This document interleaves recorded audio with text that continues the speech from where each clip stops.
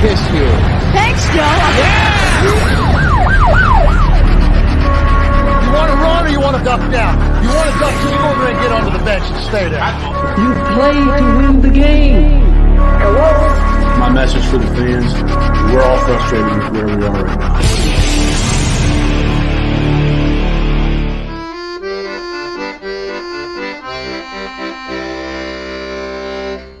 Jets, Jets. All right, look at this Dom C getting it in at the buzzer. How about it? I mean, 5 seconds ago, Dom made it.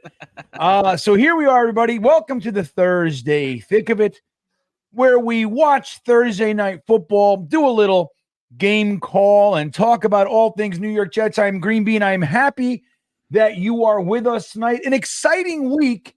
So we have much to discuss. You see my good buddies, Dom C and Gunny. Gunny, we'll start with you. How are you doing this fine day in Jets history? Yeah, no, I think the word is hopeful. I think hopeful is the key word here for me. Listen, it wasn't the change I think we expected. I'm pretty sure it wasn't the breaking news Jets fans, you know what I'm saying, was expecting this week. But I do believe it is the kind of news this team needed. And this is coming from a guy who's a solid truther. So for me, seeing how things have come about, I'm pumped for it because obviously we all know what a solid-led regime has looked like for the last freaking 3 years. Now we get to go ahead and at least have hope that a Ulbrich or a brick-led regime can just look different.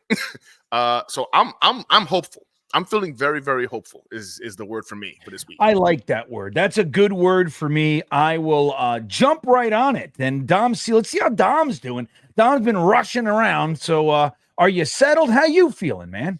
I'm feeling good, GreenBean. I'm feeling good, Gunny, my guy. Nice to see you. I've had a whirlwind week, man. I was out in London. I saw the monstrosity of that football game. got to enjoy some fish and chips and see the sights of the city.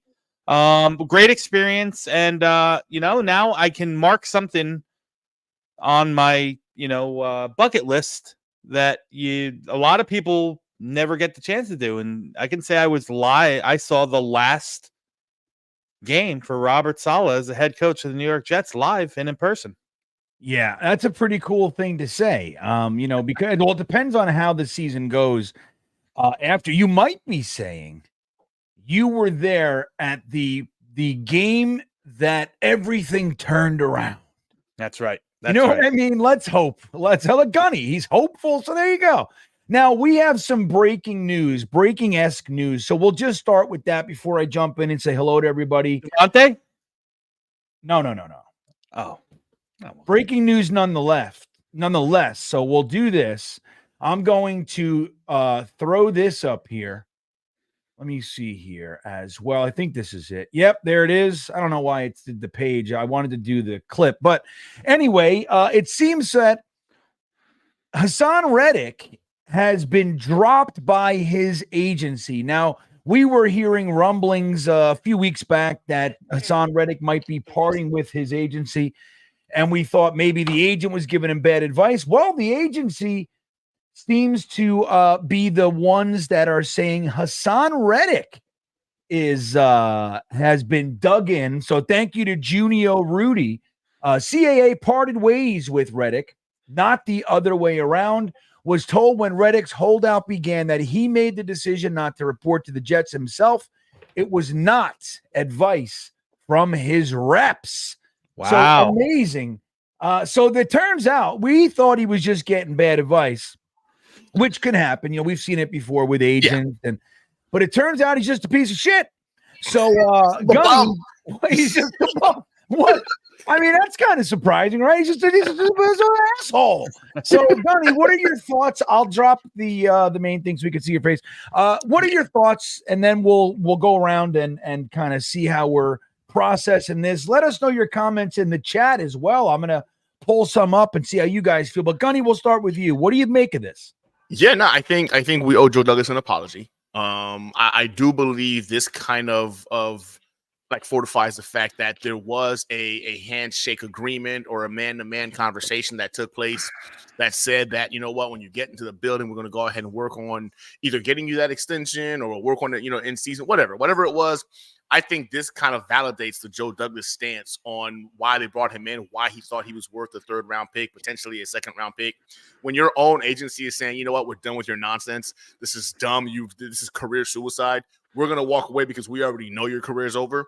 That says a lot.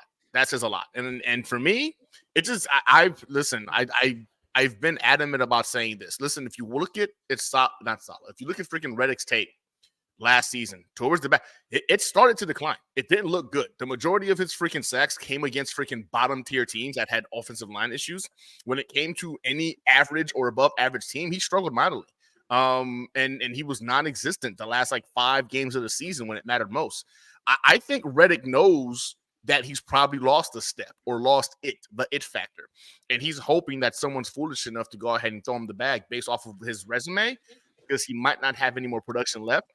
I'm thinking Le'Veon Bell right now. Whenever I think of freaking this kid, I'm thinking about freaking bringing in Dalvin Cook. That's where my mind has now gone to the Haason Reddick situation.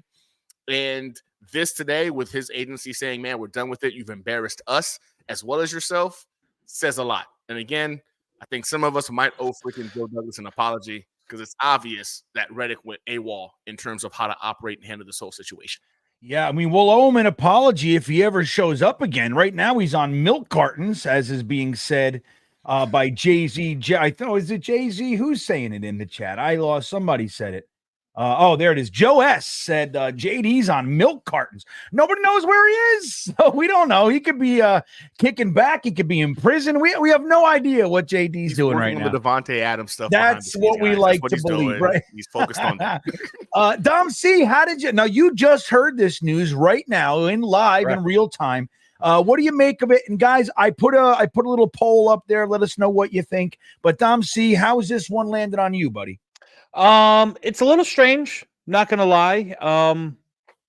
I you know, sometimes you wish he could just be a fly on the wall or get into somebody's head to figure out what's going on. And I'm just befuddled on what Haason Reddick is thinking. Befuddled, man. I am beyond confused on the rationale behind it all.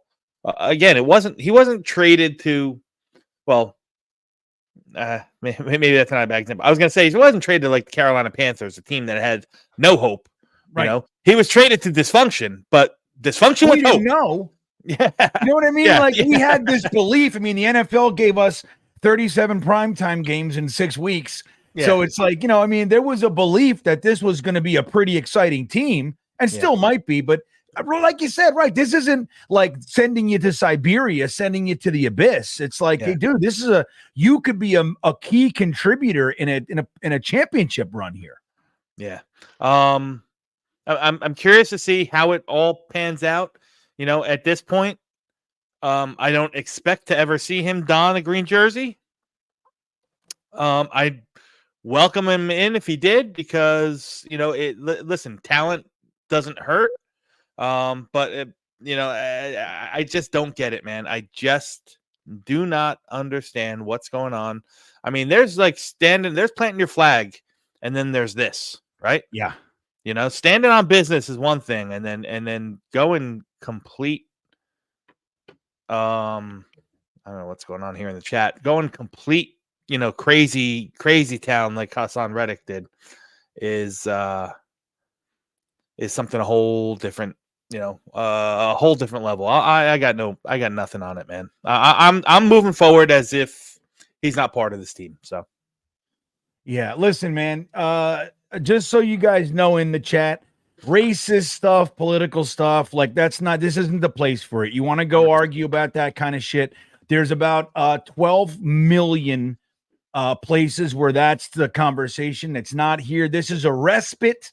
So I put the one guy in a timeout. You can come back and hang. If you come back with some bullshit, I'll ban you forever. No problem. Just know we're not going to do that tonight or ever for that matter. So, yeah, man, I mean, my take is this. of course we have to put some blame on our own GM, right? Like I don't want to.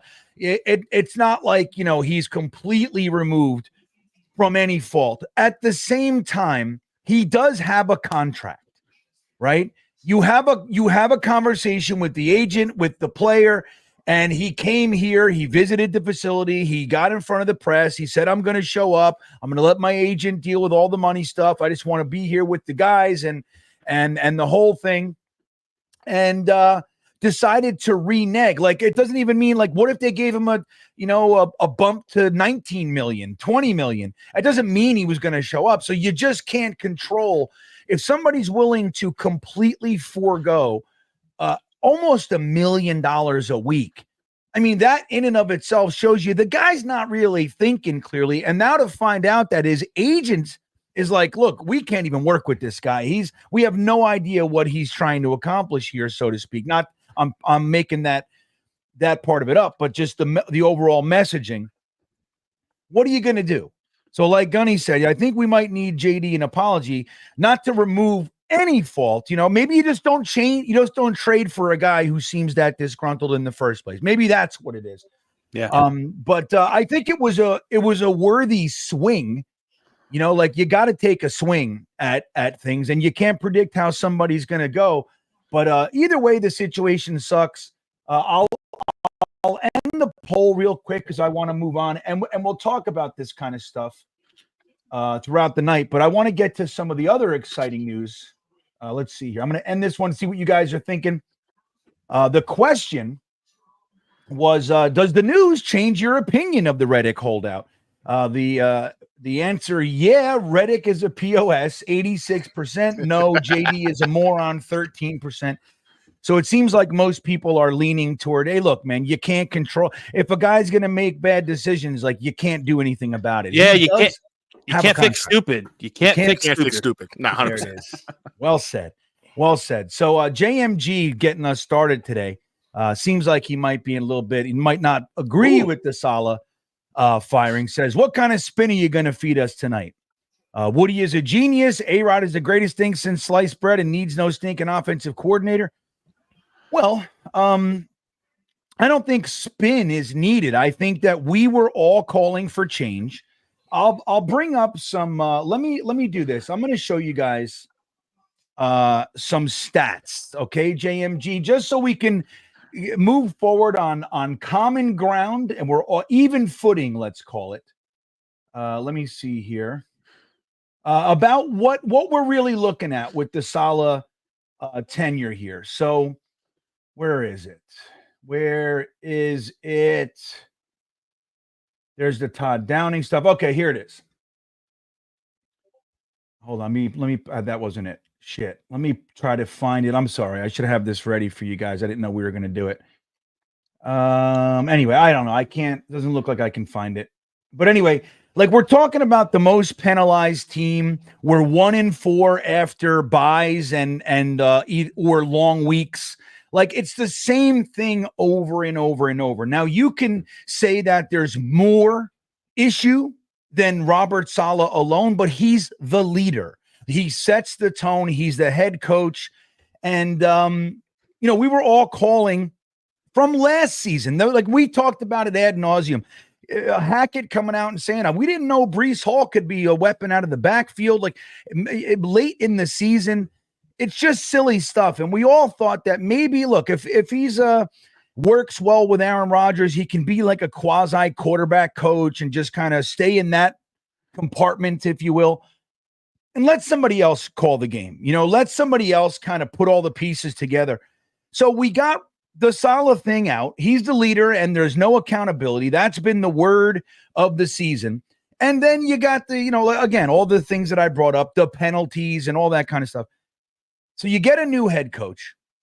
And then now a day later, we strip Hackett of play calling duties and bump up Todd Downing, who might not be your first choice, but the track records are different. You know what I mean? Like Todd Downing has had success in the NFL. So I don't think spin is needed. I think status quo was not going to work. You saw it.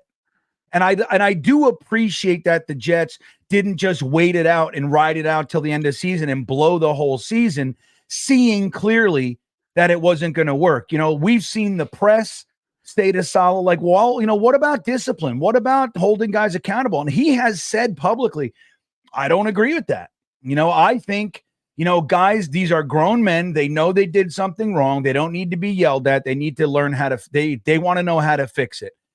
That's valuable. That should be part of the equation. But ask the greatest coaches in history if they believe in discipline, and they'll all tell you absolutely. So that's a part of it. And if they're seeing it like we're, again, most penalized team in the NFL, and we're not willing to discipline guys, that's a problem. So we cut off the head, so to speak, and we're going to take another shot.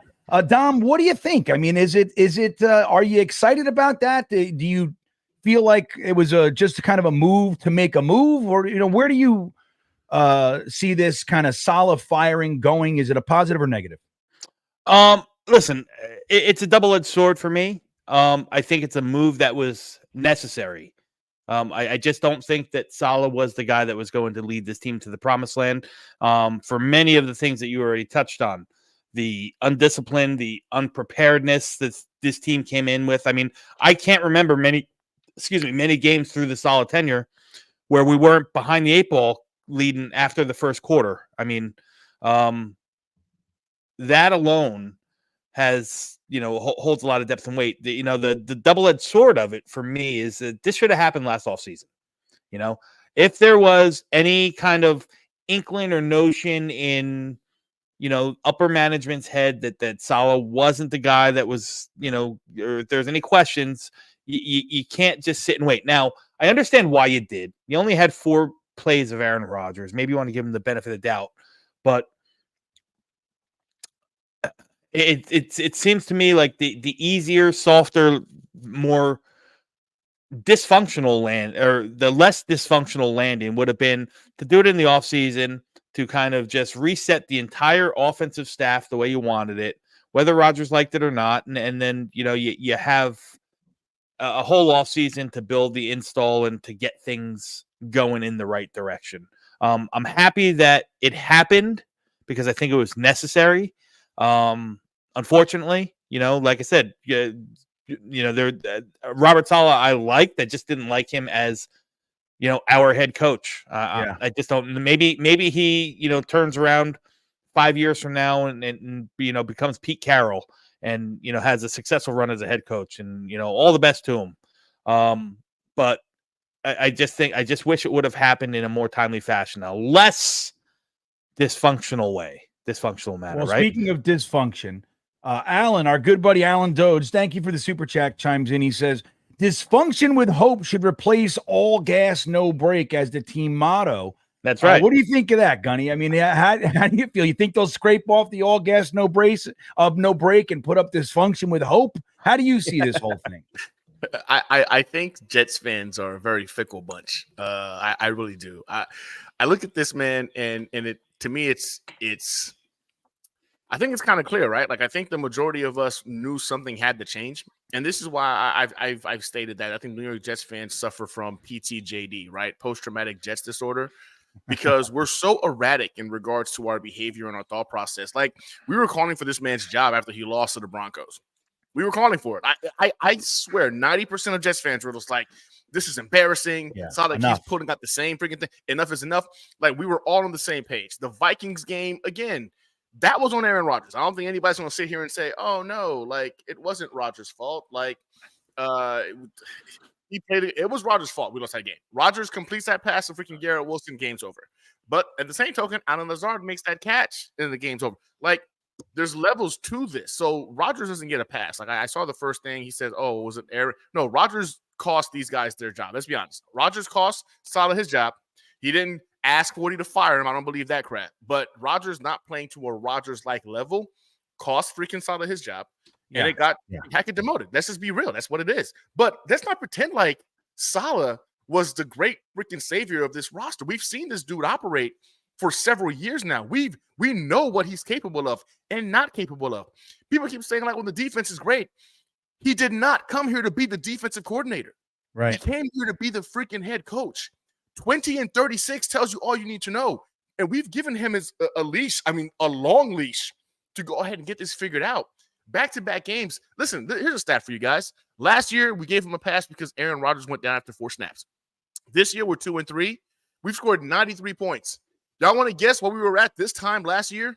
We were 2-3. We scored 93 points at the exact same juncture of time. Like, you can't make this stuff up. You were seeing the same things happening. I think the fact of the matter is Woody gets an applause from me because the guts it takes for him to make that call now at 2-3 with the chance to still lead the AFC East here on Monday night goes to show you that, like, no, man, everything we talked about in the offseason, you have not held your end. I gave you Mike Williams. I gave you Tyron Smith. We're over here talking about bringing in freaking Devontae Adams. Like, everything you said you needed, I gave you. And we're seeing the same results. Definition of insanity. It had to be done. And anybody who's sitting here and is upset, and listen, Salah's fine. He's getting paid $10 million over the next couple of years. He's good. I promise you. He's not hurting for money. He's going to get his first option for a DC role the moment he decides he wants to be a coach again. He'll be an elite defensive coordinator. But I think wearing the hat of head coach was too much for him. And as much as I was a Salah homer and I was hoping he was going to be the guy, he wasn't the guy. The same way we all realized Zach Wilson wasn't the guy, Salah just wasn't the guy. I don't know about you guys. I'm a New York Jets fan. I'm not a Sauce Gardner fan. I'm not a Garrett Wilson fan. I'm a New York Jets fan. I want to see the New York Jets succeed. Salah wasn't getting the job done, man. And I just don't understand how we can even argue or debate this. Can I dovetail on that for a second? Yeah, of course. And with a question to you guys, how much of it bothers you, or maybe none of it, that, like, is this Woody meddling, or do you think that this was a conscious decision between the brain trust, including and not excluding Joe Douglas? Wait, say that again.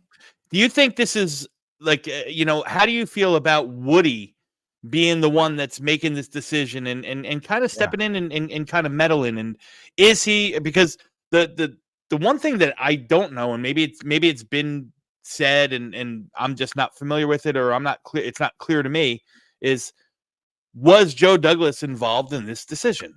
Was it his decision? Did he bring it to Woody, or did Woody just kind of step in and Jerry Jones this motherfucker? Yeah, well, that's been my issue. I don't like, look, even though I do agree with the move to do it, and if you're gonna do it, I agree with doing it now, like not waiting. And like, we have an opportunity. We're playing a division rival on Monday Night Football. We've lost the last 2 games by a collected 7 points.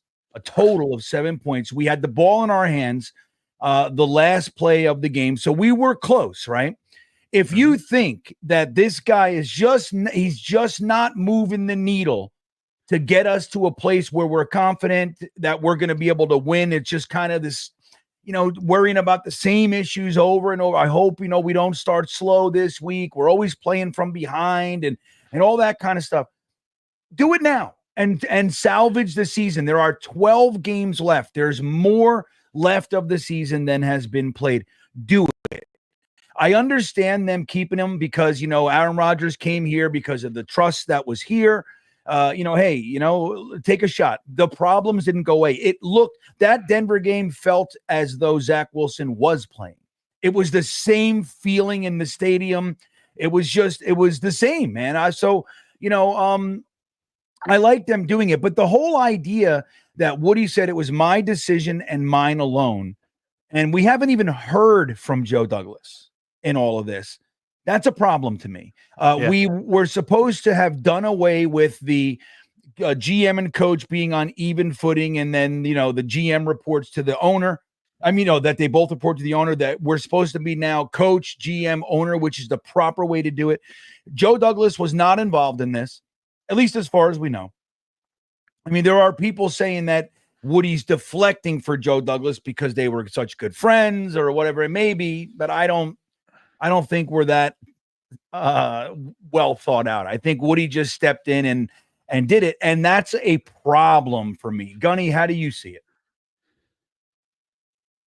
Yeah, no, 100%. I don't think Joe, honestly, I don't think Joe had a say in this. And I think there's some concern about that. But people who are talking about like Woody getting involved, Woody this, Woody that. Listen, man, Woody has been giving Joe Douglas everything he's asked for. He gave Aaron Rodgers everything he asked for. He literally gave them the private jet to go fly out and talk to Aaron Rodgers to go ahead and bring the man in. He has literally been in lockstep with every decision made by Joe and Saleh to go ahead and turn this team around.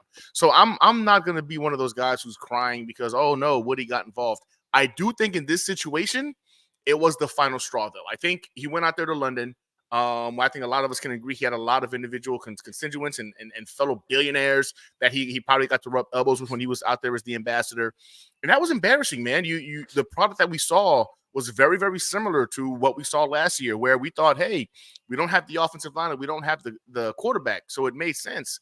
This year you have Aaron freaking Rodgers and a Hall of Fame left tackle, and you're still seeing a lot of the same stuff. I think he was embarrassed. I do believe wholeheartedly that like Joe D found out that morning. I think that morning he told Joe D, listen, your boy's getting fired today. And then he proceeded to fire him. I think it's one of the reasons why we haven't heard from Joe D or they haven't put him out there. I don't know how well receptive Joe D was of this decision, but I will say this. The fact that Joe D is still in the building and we had Woody state that, listen, this is one of the most talented teams I have ever seen as a Jets fan speaks very, very highly of Joe Douglas's job and job security. So I don't want Joe to piss off Woody and all of a sudden get cut because, he's mad or butthurt that he fired Saleh without, his say so. I think at the end of the day, Woody made that decision by himself, and I don't think he's making that up when he says that. Well, listen to this side of it. We're all assuming Joe Douglas likes it and wants to stay in a situation like that. His contract is up this year. Woody might go, okay, we want to extend you, and Joe Douglas might just say, I'm not into it, man. Like you didn't even consult me on a decision like that. And, it's my belief that even if it is Woody's decision, he should have sat down with Joe Douglas, Jaime, Chris Johnson, and whoever's there and say, look, this is what it is. I hear you. I listen to you on most things. I always want, I'm not, this one isn't up for debate. I want to move on from Robert Saleh. And then Joe Douglas at least takes the front and does it. That's his position. He's got to do that. The boss says it, you got to do it. That's the way that it is.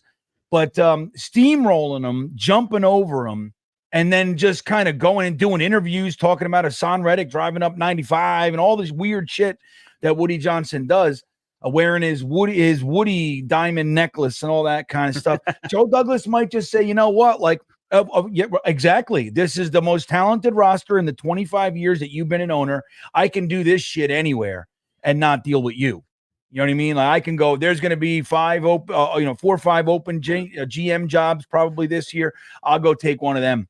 I'm going to be coveted. I'll make twice as much or whatever. And I'm not dealing with this crap in New York. The first bad move I make, everybody wants to fire me and all that. Oh, all the stuff that comes with this. Who knows? Who knows if that's part of it too? Because look, the lack of even comment by Joe Douglas is telling to me. I don't know. I don't know what it says, but it's not good. Yeah, and think of it this way too, Bean. Like, all right, they said and at least they put out in the certain people are putting out there that this is a trial run for Ulbrich, and if he succeeds, he might be able to get the head coaching job for permanent job, take the interim title off. I mean, listen, truth be told, I hope to God that happens because that means that we've had a very successful run for the next 12 games plus. The reality of that really happening is probably not. So are you then gonna, it might, if it doesn't work out, it might be best to just bring in a new GM, let him hire his own head coach and start the process over again. You know what I mean? Yeah. Or, I mean, look, and even the same thing can be said with Joe Douglas too. It's like, look, the guy clearly knows what he's doing. You might not agree with every move and not every move works, of course, but he knows what he's doing. Even when he hired a coach after 1 year, really of being a general manager, of having like the full reign. So it's like, you learn, like we do that all the time. We have rookie GMs, rookie coaches with rookie quarterbacks. And when they don't succeed for 1 or 2 years, we want to fire everybody. Well, you got to know that if a guy's on the job in the position for the first time, They're going to make mistakes. They're going to learn on the job. And we like to cut people. Like Joe Douglas has been here now 6 years. We have the most talented roster that we've had. And again, imperfect. And you could disagree with, you know, the way that it's built, or you might not like some depth or whatever it is.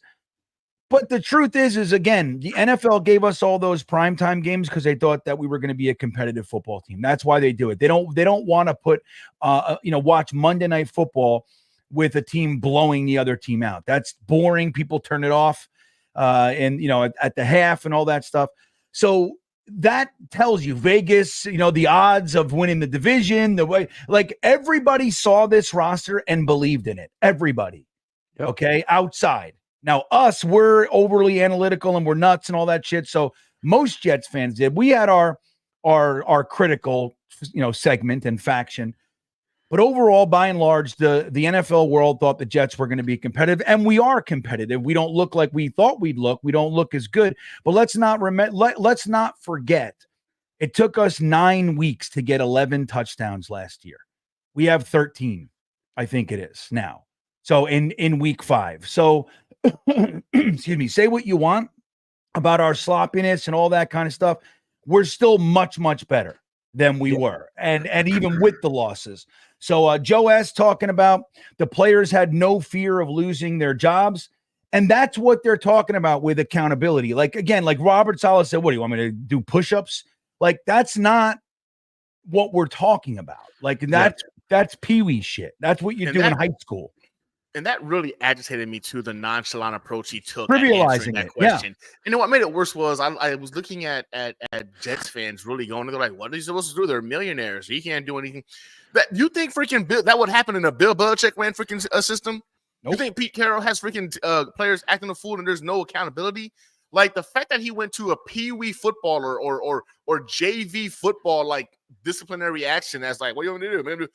Bro, that just goes to show that the concept is just not there for him as a head coach. It's right. It's not part of his core belief system. Nope. I will not yell at people. I will not discipline people unless it's, he every year he picks one guy and they're in the doghouse. Like my hope is that Malachi Corley, with Todd Downing and Ulbricht's going to go, no. We're using this kid. Yeah. Ulbricht's going to say, look, when I look at your wide receiver core, and I look at Gibson and I look at Malachi Corley, even though Malachi Corley isn't running the whole route tree yet, and he scares me more than Gibson does. 100%. Get him on the damn field. Bean, you brought up a good point too, and I was talking about this, and I was listening to and talking about it with people in a Twitter space today. It seems like Robert Saleh, through his tenure, always had those guy or those guys where no matter what, they were just never going to be part of the equation, right? Like you could tell when he came in, Mekhi Becton and him, they weren't on the same page. Mims not on the same page. Right now, it's Corley. I know, and granted, this is at a much smaller scale, but LaMichael Pirine came out publicly and said, "Oh yeah, I came when the new coaching staff came in. They didn't even give me the benefit of the doubt. Didn't even give me a chance. It was like an afterthought." So, he definitely rubbed some people wrong in that sense. And, all the kumbaya stuff and the Zen, calmness that he, portrays, to the media and in front of the podium, which I'm sure is part of his makeup and being, like you talked about. There's still some part of it that says, hey, listen, like, if you're not with me, or if you're not in my, circle, like, I don't care about you. I mean, I still can't believe, like I said, Mims and Mekhi Becton are two perfect examples. They were just never solid guys, and we're never going to be, we're never going to be prioritized or focused or loved in the same way as some of these other guys. Right. Yeah, I agree. Trace Rawls checking in, or better known maybe as Tar Hockey 33. Thanks for the super chat. He says, sorry to say, but Jets screwed up in getting Rodgers. He is nothing but a bane to your fan base and organization. So the way that was written, it sounds like you might not be a Jets fan. Here's what I'll tell you. Anybody looking for, I get comments under my videos and DMs and Instagram all the time and shit. And people say things from other fan bases that have zero ability to even conceptualize how bad it's been here. Like we have had the 30th, 31st, or 32nd ranked quarterback for the last 9 years. Okay. Like that's what, when we say, oh, Aaron Rodgers has a down year, 3,700 yards, that's all you're going to get. That's more like, dude, we'll fucking take 3,700 yards and 26 touchdowns every day of the week, baby. We'd be having parades and shit. If our quarterback throws for 3,700, 69% completion percentage and has 26 touchdowns and 12 picks, we are partying. Like nobody gets it. Like, yeah, I know Aaron Rodgers doesn't look like Aaron Rodgers, and we're watching history, everybody. I made a couple videos on this. Aaron Rodgers has never had a home game where he hasn't thrown at least one touchdown. Saw that one live, baby. He's never had a first quarter with 2 interceptions. Yep, check. And we tied for the worst interception game in his entire 20-year career in London with 3. So we're doing it. You come here, we make history, baby. It's not the kind you like to see, but that's what we do professionally. So, like, look, you can call him Rodgers. You can disagree. He's a drug addict. I get told all the time from people. A Cardinals fan will say, "Yeah, how's your drug addict quarterback?" Like, look, I'm in addiction and all that kind of shit. I know what it is. I'm a Jets fan. I know what that is. You can have any opinions that you want. Again, Rodgers, if he throws for 3,500 and more touchdowns and interceptions, that's going to be a new situation for us. We haven't seen that since 2015, and that was only an anomaly, 1-year thing. The years before that, we sucked too. If you go back all the way, even in 2010, Sanchez was only throwing like 15 touchdowns or something like that. I'd have to look, 20 touchdowns. We are not good, okay? We are a trash organization for a long time. We've had general managers where we just watch these drafts and they make no sense. Like we can't even figure out what they're trying to accomplish with this stockpile of players all the time. Like Mike McCagnon had 5 years. He's drafted 2 offensive linemen in 5 years. That's a 5-man unit. 2. The highest pick being a 3rd. So it's just like you can see it, man. We're like, where's the offensive line priority? I'll just take more defensive tackles, middle linebackers, and safeties. That's what he likes. Dysfunction with hope.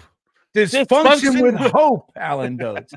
So I don't know, Trace. I mean, any thoughts about that, Gunny? I mean, Rodgers, he's the bane. I mean, I don't give a shit, dude. If it comes down to like, dude, Salah, again, most penalized team, all the different stats, can't win after buys, all 7-win max. Like, I mean, I don't know, man. It doesn't, if Rodgers is what it took to shake that up and change it, I don't think that's Rodgers. I think good. Yeah. I think it's funny. Because a lot of the individuals who hate on Rodgers, it's usually politically motivated, right? They don't like that he's a guy who does the medicinal medicine and stuff like that. Like they have issues with that. It's more personal attacks than it is than literally looking at the football player and analyzing him as a football player. It's Aaron freaking Rodgers.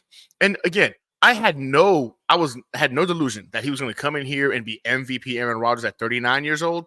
And I certainly don't believe that's going to be the case at 40 years old. But you're telling me that a middle of the pack, 10th to 15th ranked quarterback play, I'm in for that. I'm 100 in for that. So whenever I hear Rodgers, I always ask, like, what was your expectations then if that's how you feel? That Rodgers, that means you believed he was going to be the MVP Aaron Rodgers. You believed he was going to go ahead and be the guy that freaking throws for 4,500. No, the guy that threw for freaking 3,700 yards, 26 touchdowns, 10 interceptions, the guy who had top 10 stats in the NFL the last time he had his, down year, as however y'all want to call it. That's who I was expecting. That's who I'm still hoping shows up. And that to me is a success if we get that Aaron Rodgers in the building. I think it's like two things can be true at the same time. Rodgers is a shell of the player that he was, and he's still the best quarterback that we've seen behind center in 15 plus years. Facts. Yeah. Right. You know, Right. they're things though they're not mutually exclusive. Real quick, I'll get to you, E-Boogie. I see you. But Trey's checking back in. He says, Bears fan here. So, okay. Number one, comrade in pain. Okay. So okay. You know a little bit more than maybe some other fan bases. I'll definitely give you that. One of my really good friends here in Charlottesville is a diehard Bears fan, and we commiserate often. So, so I get it. That said, Bears fan, you're also a little biased with an anti-Rodgers thing for good reason. It's like us with Brady. Like nobody is going to come here and start silver lining Tom Brady to me. You know what I mean? Like I don't give a shit. I mean, I have to acknowledge the greatness. You know what I mean? You be a moron and immediately exposed if you try to say anything otherwise. I mean, he's been caught cheating and all that, but all that stuff aside, once he left the Patriots and went down to Tampa Bay and won a Super Bowl with a team that couldn't make it into playoffs for 10 years, I mean, the debate was over, in my opinion. But your opinion is skewed with Aaron Rodgers. He's made you hurt, man, and we understand. You know what I mean? We understand that hurts. That said, Bears versus Jets. Yes, you've had a tough go, but when your starting quarterback gets his jaw broken in his own locker room right before the season starts, come back and talk to us when we're going to try to compare. If we're ever comparing pain, we're not on the same level. All right, we are butt fumble. You don't got that. Okay. Especially after you see said quarterback go to a different team and has been a Pro Bowler and been deemed one of the top 10 quarterbacks in the NFL the last couple of years. That's the kind of pain we get to endure. We're watching one right now. Geno Smith. He did throw an interception a few minutes ago, which was nice to see. I'm still Malik Mustafa. Yeah, Malik Mustafa. One of our guys. I loved him, guys. Yeah, Malik Mustafa. We like that guy. Our good buddy E-Boogie checking in with his StreamBeaner super chat. By the way, guys, if you haven't seen, I dropped a 43-second comedy clip of my final comedy show before in a former life, I was a stand-up comedian for about 10, 11 years. My last comedy show ever. So for that one is for the public. It's on this channel. You can check it out. It actually has to do with the Jets, which is funny. But I'll be clipping that up and releasing all kinds of members only content. So here's the way it works. StreamBeaners are right here. You can join underneath the video. You get the super chats. You get the free emoji that you're seeing. Not emoji. You get the free emojis and you get the free super chat that you're seeing right here from E-Boogie. One of my staunchest supporters. I genuinely love, respect, and appreciate E-Boogie. The other group is the Beanbaggers. So everything that the StreamBeaners get, the Beanbaggers get. But not everything the Beanbaggers get, the StreamBeaners get. You see what I'm saying? So anyway, you can check that out, and more members-only content will be. Actually, tomorrow is the day that I upload another clip from that show and all kinds of other fun stuff. So E-Boogie checking in. He says, is wide receiver Adams all we need? What else do you guys think is still missing? One or two pieces the Jets need for a run. Dom, I'll start with you. Devontae Adams. Do we need this guy? Does he move the needle? And if is there anything else that you can think of that the Jets need right now? Does Devontae Adams move the needle? Yeah, sure, he moves the needle. He's still at 31, 32 years old, probably. I'd say one of the top 24 wide receivers, top 20 wide receivers in the league. That might be a little too liberal, even. Probably better than that. So yes, does he move the needle? What else do we need? Positionally, if I had my druthers, I'd like to I would love another pass rusher, Haason Reddick. Yeah, and I would love. I would. It's not going to happen, but I would take an upgrade maybe over Chuck Clark at the safety position. I think we just need, a little bit more continuity. Maybe, I don't know, Ben Johnson calling plays. That'd be nice. Maybe, Matt LaFleur wants to leave Green Bay and come be our OC, something like that. Kyle Shanahan. I don't know. I don't know. I'd like to see us be a little bit more prepared. I'd like to see the players hold that, keep that level of excellence, that expectation of excellence up, and build a little continuity because, again, 1 to 53, I kind of like our roster. We got a good, the bones are there, and it's just a matter of lining everything up and getting them going, but and I'm sorry, but I think, and I want Gunny to chime in real quick, but I will say this, E-Boogie, just think about this.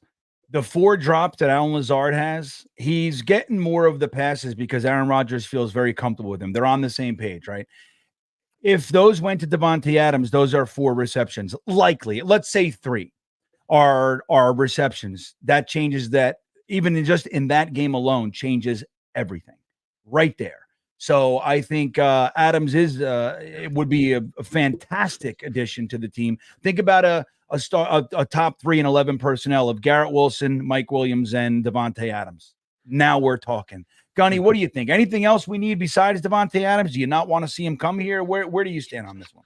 No, I'm 100% on team Davante Adams. I think when you take the opportunity to go ahead and make this offense as dummy proof to whoever is calling the play as possible, you got to take that, right? The defense right now is playing lights out. I know we would love to have an addition of a Haason Reddick or another pass rusher to assist. There's just not a whole bunch of them available right now. So you kind of got to go with what's at your disposal. And let's be honest, right now the defense is a top 3 unit, right? They're top 5 right now in terms of sacks and pressure. So the defense is getting the job done. So I want to go ahead and minimize, make it as dummy proof for the offense as possible. And I'm with you, GreenBean. I think if you had Davante Adams on this roster the last 2 games, the Jets are 4-1. And I'll stand on business with that. I think they're 4-1. I think you get the ball into the hands of a guy who's on the same. I think you said it beautifully, right? It's on the same page with Rodgers like Lazard is, but he has a talent of a Garrett Wilson. Like we're hoping that Garrett Wilson can become Davante Adams. Well, why not just bring Davante Adams right now and get that correlation already going? I think the Jets are 4-1 with Davante Adams in the building. I think Salah's still here. I think nothing really changes because the connection that Rodgers would have with the Davante Adams is on par with what he has with Lazard, except Davante Adams catches everything. He catches everything. So you're talking about the touchdown that freaking Alan Lazard drops in the end zone. Yeah, tough catch. Not gonna lie to you. Tough catch. Davante Adams makes that catch. He makes it. Look, the allure, people were saying, like, do you think that the fact that we fired our coach shakes up the trade with Davante Adams? Here's what I want everybody to focus on. There is no other player that can come here and have the impact that he has. This is a turnkey situation. He's played with Aaron Rodgers more than he's been away from him. He's played at a very high level in Hackett, with Hackett on the, as the offensive coordinator. He's played with Alan Lazard on the side of him. Like, this guy can literally show up. You give him an hour, kind of put on the uniform, brief over and he can get on the field and he can have an impact. Like, that is what we're looking at. And this is the question. If Aaron Rodgers wasn't here and Salah was, do you think that's the allure? Or is it Aaron Rodgers being here that's the allure for Davante Adams? Like, make no mistake, Salah, I could like playing for Salah. Players love Salah. So it's like, that's not a negative per se, but believe me when I tell you, that's not the thing pushing the needle over for Davante Adams to be willing to come here. It's Aaron Rodgers. That's it. Okay. Mark Riz checking in. Thank you, Boogie. He says, "What's up, Jagaloons?" Good to see you, Mark. Salah was done the day the Jets never wished him happy birthday on social media. Remember that? Well, remember, that's right. That's right. I forgot about that. That's a good one. Dom, you think that the writing was on the wall? He probably had to, like, he was in a earn it situation, like, prove it. Like, we're already kind of soured on you. I don't know. What do you think? You think Woody gave the directive to all the social media girls? Do not wish that guy Robert Salah, as he calls him. Salah. He drives me crazy when he says it. Robert Salah, a happy birthday. Maybe. I mean, I don't know. It's very possible. Unbelievable. Thank you, Mark. Good to see you, dude. J-Boy checking in. I know the new offensive coordinator wasn't the best in the past, but he didn't have Rodgers, and that can make someone look great. We need to run the ball. Gunny, where are you with this Todd Downing thing? As you guys know, if you don't, official today, Nathaniel Hackett will no longer call the plays during the game. That will be turned over to Todd Downing, who is the passing game coordinator and quarterback coach. He's done it before in Tennessee. So, and look, I think it was 2021, they had a fantastic offense. I think it was 5 games over 30, and every other game was 20 points or more. He didn't have any 10-9 bullshits. So, Gunny, where do you stand on this one? You think it's a good move? No, 100%. I think I'm not saying Todd Downing is going to be freaking a world beater in terms of him being like a top 3 or top 5 guy, right? But this is going to be, I think, an offensive coordinator that's in that realm of top 15, the top 17. Hackett is probably dead last. The guy's been trash. Like it's an automatic improvement alone in that capacity. You brought that 2021 season. Listen, he was top 5 in red zone offense. I mean, granted, some are going to say, well, he had freaking Derek Hall. We've got a guy named Braden Allen that we're calling Agent Zero that plays a very similar style to Derek Hall. So, Derek Henry, I mean. So, again, I'm not expecting him to be Derek Henry in year 1, but I think, we can do a lot of the same things in terms of running back, getting the ball in the red zone. Very effective red zone. I mean, he had freaking Ryan Tannehill. I think Ryan Tannehill made the Pro Bowl that year.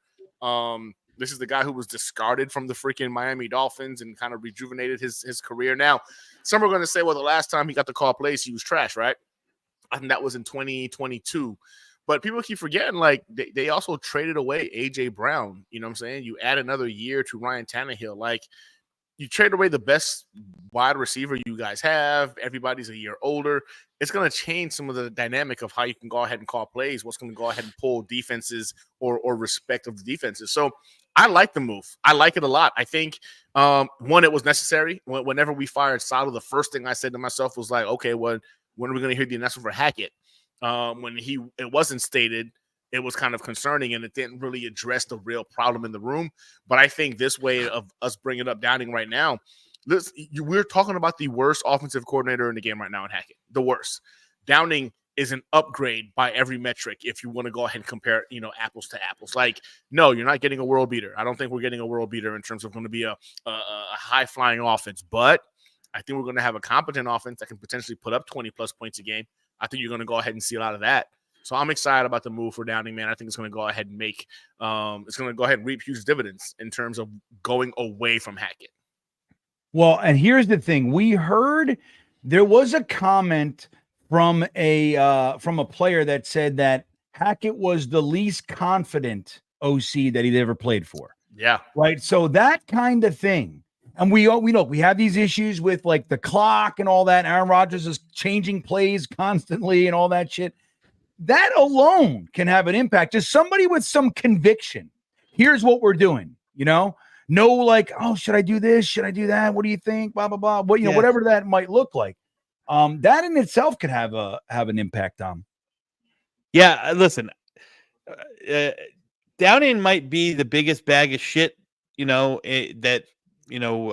the world, but his bag's not going to stink as bad as Hackett, and that alone is better than where we were, right? Yeah, that's better than where we were. You cannot function. An offense can't function where the play scheme is only, find a hot route and hope you get it there. There's no structure. There's nothing. There's no structure. There's no play design. There's no the receivers aren't doing anything special at the stem. It is just as boring and vanilla of an offense as one can happen. So if Downing changes that alone, I'd say major improvement. Well, that's the thing, though. Hackett is still the offensive coordinator. And, so I don't know. I mean, are the plays there? Do we have the plays? He just doesn't use them? Or do we just suck? Listen, they're not. That's a fair point, because I think a lot of people maybe don't realize that because they made this change doesn't mean that they're going to install a new offense. Like the offense is the offense, Right. But there's a fumble. San Francisco's just going to run away with this one. I mean, look, what are we rooting for here? I tend to want to see the Niners, just kind of sink into the abyss. That's what I want. But we play Seattle later. We've already played the Niners, so it doesn't matter. Where do you, just real quick, who are you guys rooting for? I'm just rooting for a good game. I have no. Fuck Dom. Gunny, who you rooting for? I want to see the 49ers win this. This is why. This is my logic behind it, right? They embarrassed the dog shit out of us. You know what I'm saying? Like week 1, the more games they win, the more I feel like it validates that loss. Like, hey, we lost to a freaking 13-4. That has more value than losing to a scrub. So I'm rooting for the 49ers because they already kick our teeth in. So I would like to go ahead and say, hey, we lost to freaking the NFC West champions or whatever. It just, for some reason to me, it just feels better. I hear you. Teeth kicked in by bums. Yeah, I hear you. See, I'm all about. I'm right with you, Dom. I don't even know how Dom can do that. Dom, like, I just root for nice sports. I just hope that both teams have fun and come out healthy. Exactly. This guy. Exactly. Oh my God. Frankie talking about our buddy Frankie from Flatbush, who also is with us for our live streams, our live reaction for the games Monday night. Frankie will be with Jeremy and I talking about a blocking tight end. I've been working over here. Let me see if I did it right. Hey, you know Frankie. who's coming back? Yeah. I suck. Look at this. Wait, hold on. Right over. I know. It's fine. I can't get it right over here on my. There he goes. There. Well, Kenny Yeboah is coming back, everybody. That doesn't help the blocking tight end, though. Hell yeah, it does. The end of look, Kenny Yeboah, not known for his blocking, right? He was receiving. He was a wide receiver converted to tight end. At the end of last year, the last 5, maybe 6 games, when Brees went on his tear, Kenny Yeboah was a major part of that and noticeable uptick in his blocking ability. Some thunderous blocks, actually, like laying dudes out, knocking them on their ass, that kind of thing. He's bigger, he's stronger, he's ready. So I'm excited, Frankie. Well, and I did all that for that. Okay, I was going to text you. I hope Frankie's okay and safe over there in Florida. Looks like he is. First and foremost. So I guess he is. He's got his power back. Yeah. And second, I got the easiest answer for that. Forget the blocking tight end. You know how you fix the fact that our tight ends can't block? Run more 11 personnel. Go get Devontae Adams. There you go. Yes. But I would like to see, this team is built to kind of lump people up. The fact that we're getting no push, like it's just like, you have a 13 out there and it's like, with Braylon Allen and it's like we run into a brick wall. Like, what is that? You know what I mean? Like, I don't know. I'll explain it to you. Since the Denver game, the whoever the Denver defensive coordinator is, Vance Joseph, figured out the secret, and Denver did a lot. Minnesota did a lot. They're just run blitzing the hell out of us. Yeah, right. They're bringing more guys that we can protect, and you can have your power scheme all you want, and you go and double team that one tech, but when you got a linebacker that's blitzing off of your hip, and you get a guard that can't get back quick enough, or your tackle goes to down block on the 4 tech 5 the defensive tackle, defensive end, and they're bringing a cornerback off the spot to fill that gaps. They're filling gaps. They're filling more gaps than we have blockers to attest to it. So that's been the problem. The fix to that is twofold. One, they got to get back in, or not even get back in, but they got to start really utilizing the screen game, right? You got to take advantage of it. How do you fix aggressiveness? Doing it. Yeah, right. You fix aggressiveness by by dropping those little screen passes, so on and so forth. Or, and this might not be the answer everyone likes, is get back to running more zone, man. You can blitz all you want, because again, when they're in this gap, power focus, they're saying, GreenBean, you're going to get the ball here, and you're going to run to this B gap here. Well, if that B gap's not there, then you get, you're slow behind the line. You get caught up, and a lot of what Brees is doing. that zone concept, you're saying, okay, we're going to hand the ball out to you on the outside. You're going to follow and find the flow of what you're in. And once you see your hole, plant your foot and get vertical. So those are the two ways that you can really combat the fact that teams are just run blitzing the hell out of us. And I expect nothing different than Buffalo. Buffalo is going to bring a lot of pressure on early downs and force you into, third and longs and so on and so forth. Yeah, you got to make them pay. The old term, it's an age-old football, trick, for lack of a better term. You throw into the pressure. If they're gonna do that and send it, then you capitalize by throwing it right over their head on a screen, get it into Breece Hall, get it into Braylon Allen's hands, and let them take off with the majority of their defense behind them. Messing with our offensive line. The other thing is, like Jeremy's saying here, we got to beat them. Like if our guys are winning their matchups, then that helps too. Like you're seeing every single play. The 4th and 2 against the Vikings, we had 2 tight ends take a shot at Bates. 2 tight, and they both got beat. Both got beat on that when he actually hit Braylon Allen in the backfield. He would have got it. You know what I mean? Without that, if they took care of that one block, he got it. And it's a shame. Green Dog member for 17 months, dude. Thank you so much for the incredible support. He says, Greg Knapp's passing and dealing LaFleur made a big impact on this offense.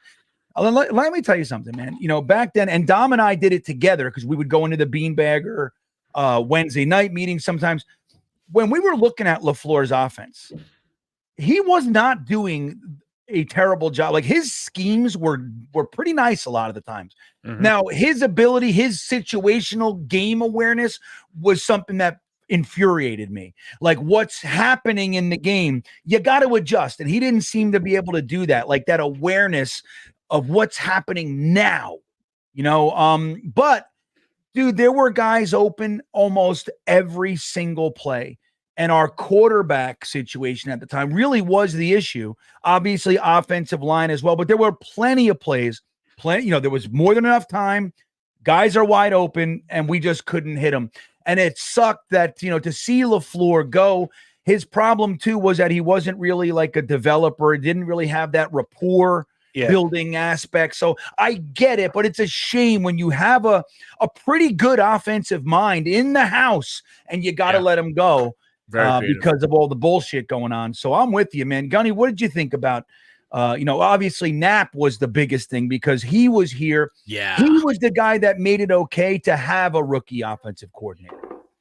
Yeah, and the loss of Knapp, man, it was felt, and it kind of like reverberated throughout the entire freaking offense. And you could kind of tell the demeanor of that room, that part of the team just seemed shook from it. And they never got it, they never found their way. They never found their true north, so to speak.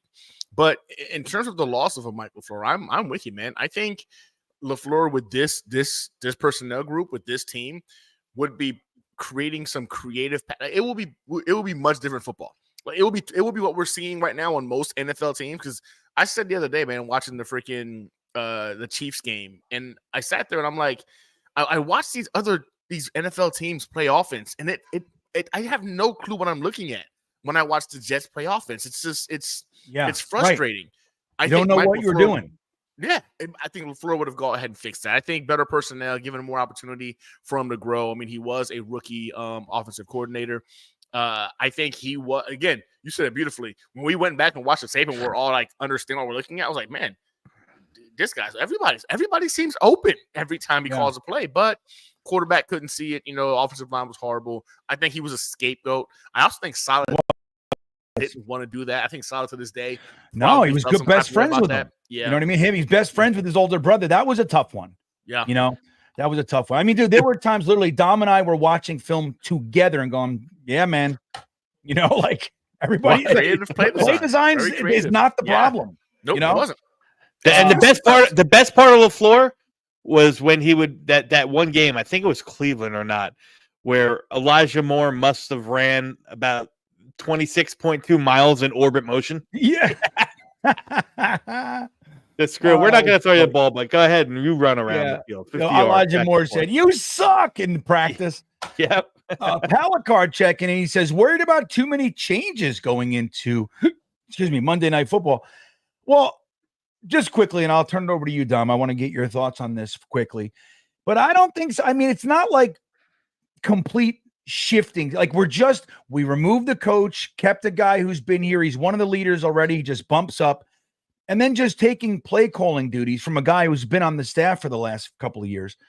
It's, I don't know. I don't see it that way. I think these are good changes. These are the changes, something needed to change. Yeah. So, and then we do have the extra day. So technically speaking, it's a long week. But Dom, what do you think?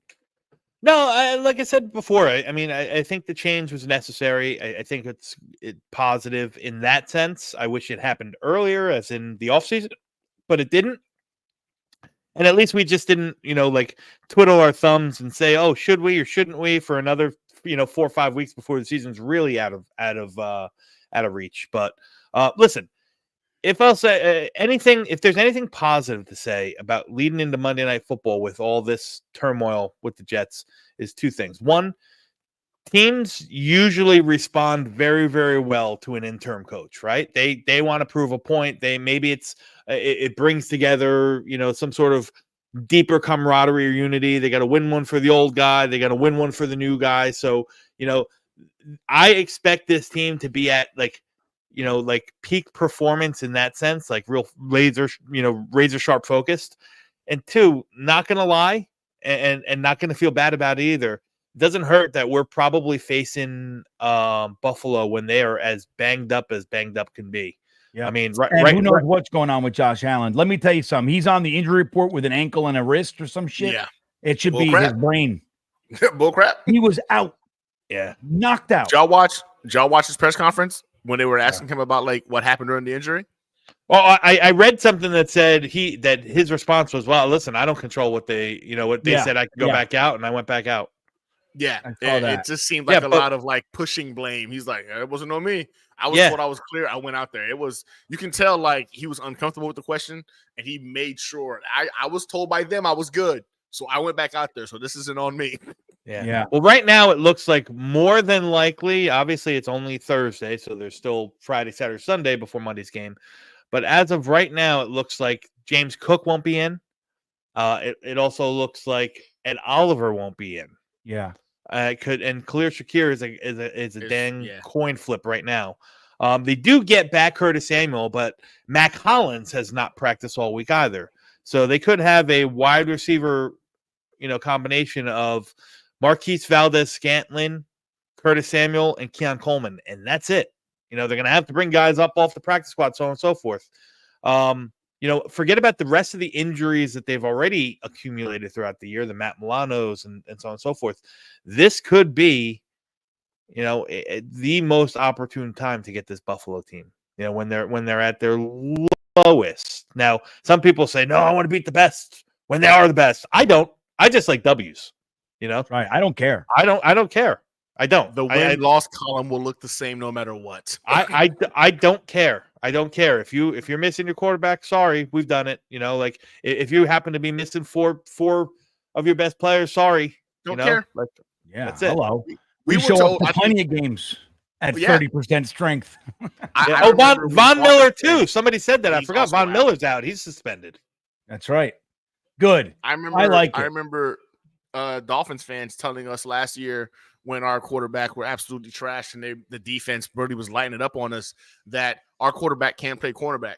So like, there's no excuse for the offense getting cooked. I was like, okay, cool. Now we get to see them deal with it. And I'm like, we're not going to go ahead and make excuses, because last year y'all said quarterback don't affect the defense. I don't want to hear no excuses. That's right. We got to go out there and we got to use this kind of excitement of a change and all. We got to ride this wave, man. I want to go out aggressive. And I think Ulbrich is going to bring at least that. He's like aggressive. You see everybody's talk. Have you seen the phrase that is popping out? Aaron Rodgers said it. Garrett Wilson said it. I believe lots of people are saying it. Lock arms, right? Yeah. So they're locking arms. Yeah. And I like that. It's like, let's go out there. Let's shut out all the noise. Sauce Gardner shut down his Twitter. Thankfully, he was there were so many times. It's already back open, Bean. It's already back on. Is he commenting? His Twitter isn't shut down. No, it's Bro, shut. It's still there, yeah. but he deleted off his phone. He didn't shut it down. Yeah. But he said, but look, man, there was the one, you know what he said? He said something like, why don't every time I sell my Bitcoin, it goes down. Every time I keep it, it goes up. What's the deal? I said, the deal is that we just sat in the rain for fucking 8 hours and watched you guys get beat up by an inferior team. That's what happened. So it's like that kind of shit. He said, everybody's too negative and everything. Like, look, dude, we love you, but we're not going to play games. We're not going to play tiddlywinks. Don't fucking, we're watching you guys lose games that you should win. And you want to talk to us about Bitcoin and golf clubs. Like, I'm not into it, or video games. I'm not, dude. But know who you're talking to. We're fucking furious. You know what I mean? Yes. We love you. We're not doing it. Blitz Crew checking in. Our good buddy Blitz Crew. Thank you, bud.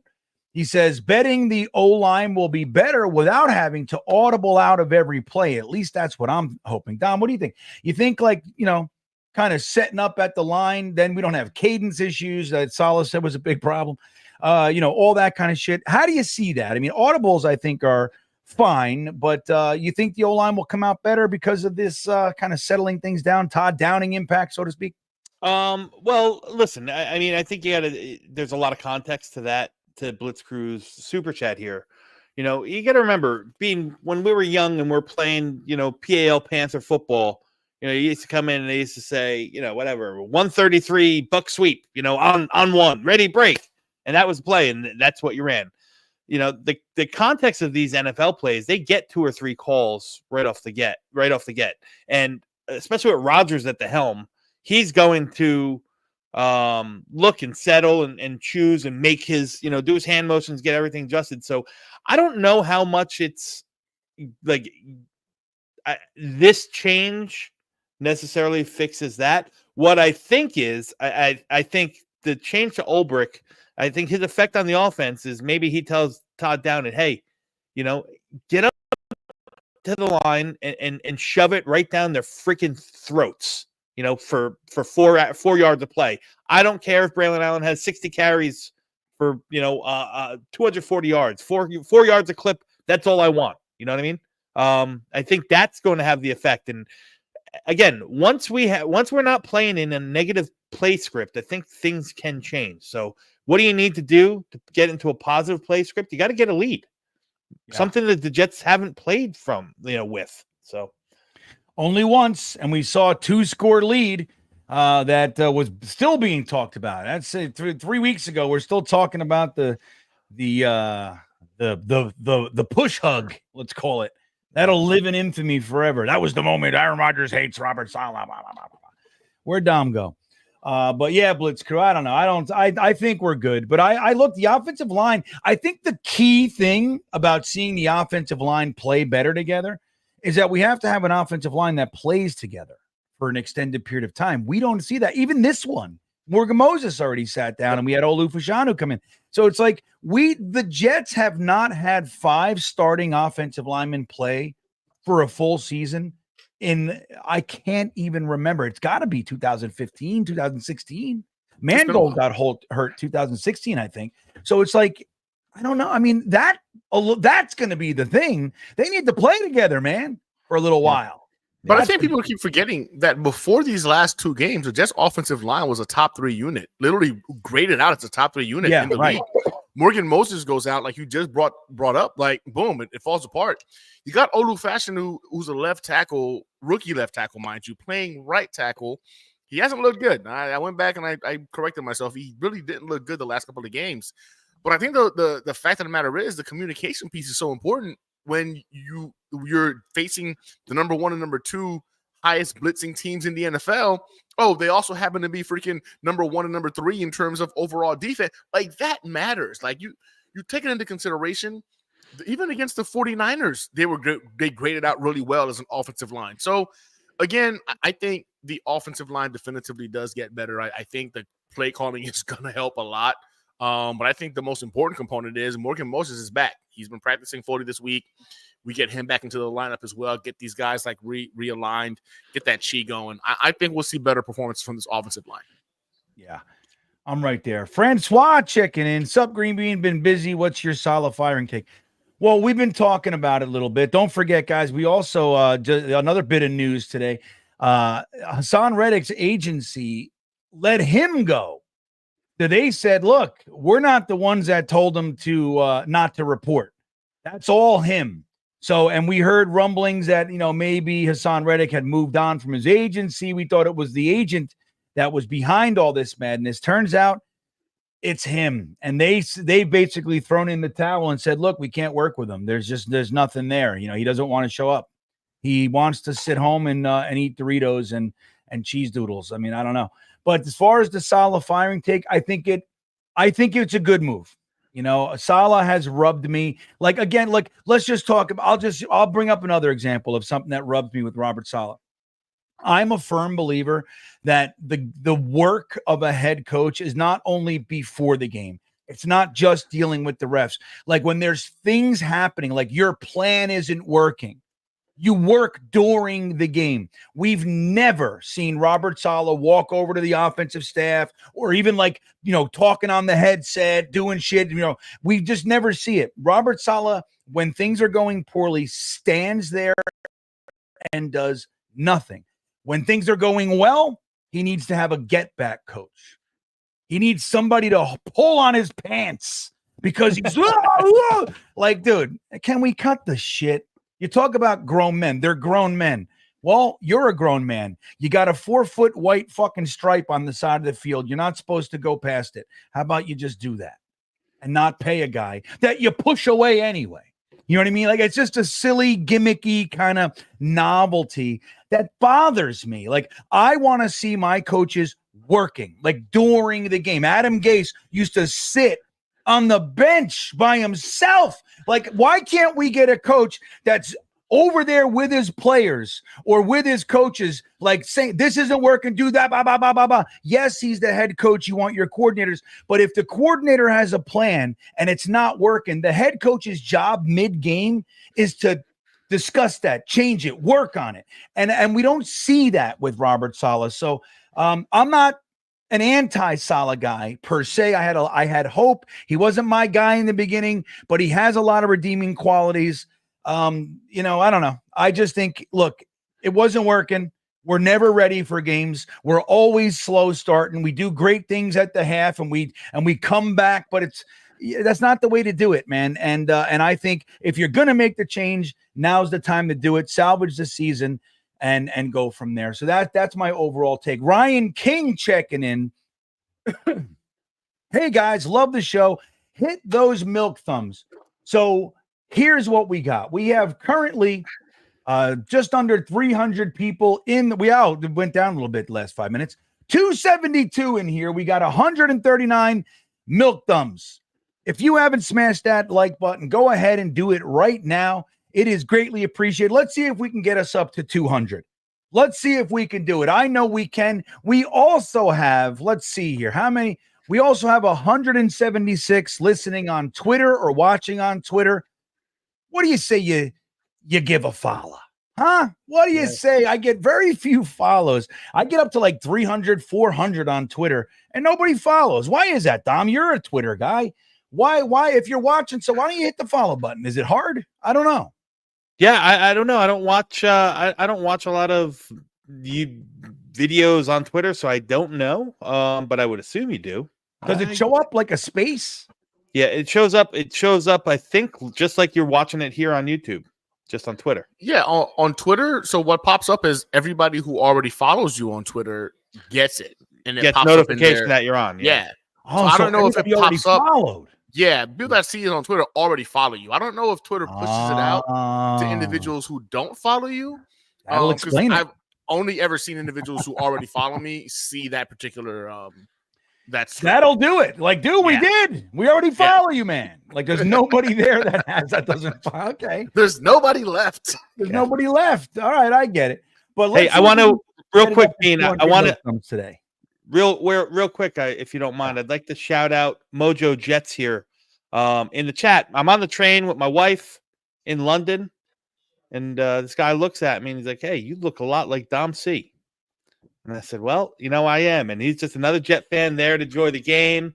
Saw him at the, I saw him at the UK Gangrene pregame at the pub. Good guy. So, nice to see you again, Mojo. You look a lot like Dom C. He's like, you want to know why that is? Yeah. Because I'm I'm him. I'm him. I don't know who that guy is, but he's fucking handsome. That's what I said. This Dom C guy must be handsome. Yeah, I had a similar thing in a pool in Orlando, right? In Orlando, I'm at a pool and I'm walking by the fence and this guy he stares at me and goes, "Hey, you ever heard of, you look like GreenBean." And I'm like, "I am GreenBean." He's like, "Get the fuck out of here. What are you doing here?" I said, "I'm hanging out at the pool like you." It's crazy. But anywho, that's cool. Chrono Kenny, screen passes. Let's go. I'm telling you, man. But like Dom was saying, I think earlier, it's tough when you're playing from behind. It limits your offensive, options, right? That's right. Not to say screen pass can't be part of it, but if you're only running the ball 14 times, you need things to set up other things. And that's not just like the pass for the run or the run for the pass. It's like you can even do things like with formations. You can set them up formationally.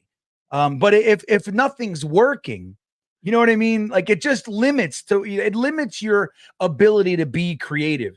Now, the Jets have been very creative. We're grooming. I don't know if you guys know this.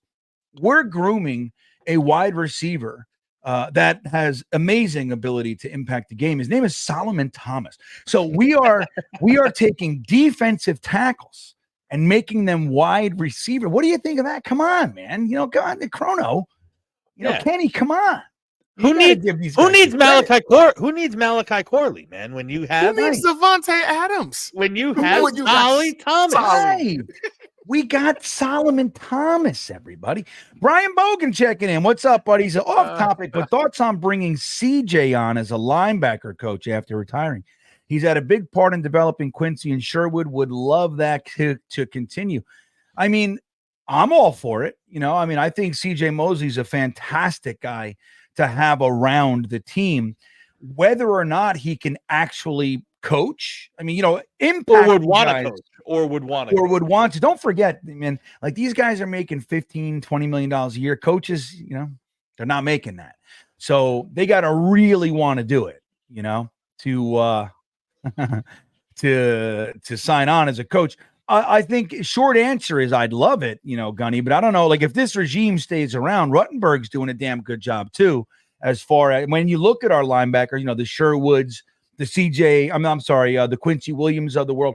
Don't forget, Ruttenberg is the direct coach over that. Now, Saleh and Ulbricht they're both linebacker coach. Like that's where they come from. So they probably had a hand in it too. But you look at our linebacking group, Zaire Barnes, if he wasn't hurt, I think would be having an impact too.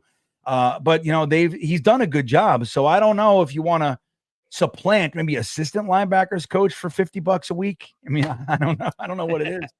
So what do you think, Gunny? You think you'd like to see CJ Mosley come back as a linebackers coach? Yeah, I mean, I love CJ, man. I do. I think he's a high IQ guy. I think at this point of his career, he's more, mental processing, high IQ guy than physical specimen when it comes to the game. I would love to have a caliber of a CJ Mosley come back. But again, like you just said, GreenBean, our linebacker group is pretty damn good. They're being coached pretty damn well. So I don't know if I want to go ahead and throw a wrench into that unnecessarily. Some of these guys need help. You've got freaking the number 1 ranked linebacker in Sherwood and the number 3 ranked linebacker in freaking Quincy per PFF right now on this roster. Like we got 2 guys in the top 5. Hey, listen, coaching is doing their job. Yeah.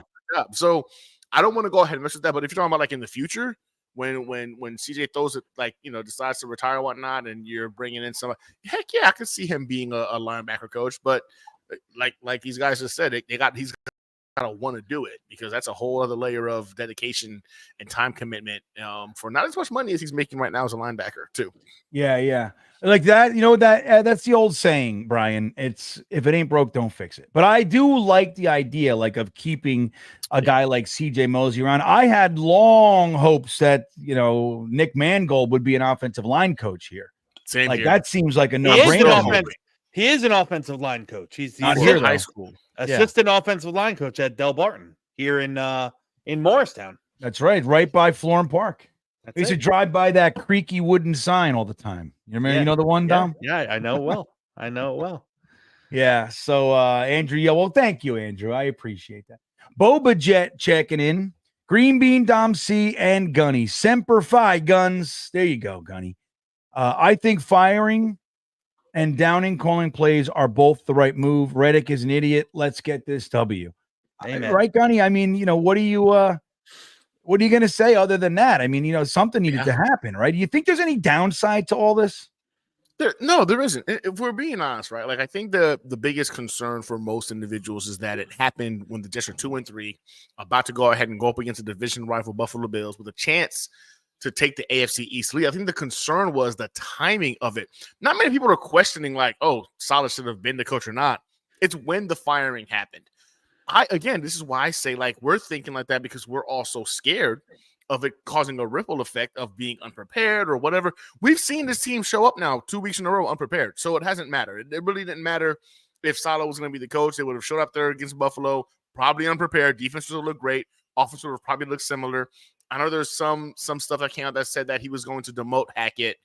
Nevertheless, I think the whole concept is the accountability component. When you're talking about either your quarterback asking for accountability, your defensive captain and Quincy Williams talking about accountability, at some point or another, it's obvious it's not something that's happening in the locker rooms. Accountability is not happening when two of your stars are telling you, hey, man, what about accountability? That'd be kind of nice. I think this firing needed to happen because it shows that, and I said this on my podcast of the day, sometimes you just got to go ahead and take out a hostage, right? When you've got a group of hostages and you're trying to keep them in order, they're being rowdy and they're doubting your ability. Take out a freaking hostage. Everybody gets in line real quick when a hostage gets taken out. And Saleh just happened to be the hostage this time. And again, I would have gone Hackett. I would have gone Carter as my first hostages to take out. But Woody thought, I'm gonna go ahead for the top of the food chain to let them know that I really mean business. And I think this is going to resonate with the team. Like, man, they fired Saleh. Defense is the top 3 unit, and he got fired when the offense is trash. Like, people are going to start taking more accountability because he's the head coach. It starts and ends with him. You take him out. Everybody got to see it. The other hostages get in line, and they do what they're told. And I think you're going to go ahead and see a better prepared team on Monday night.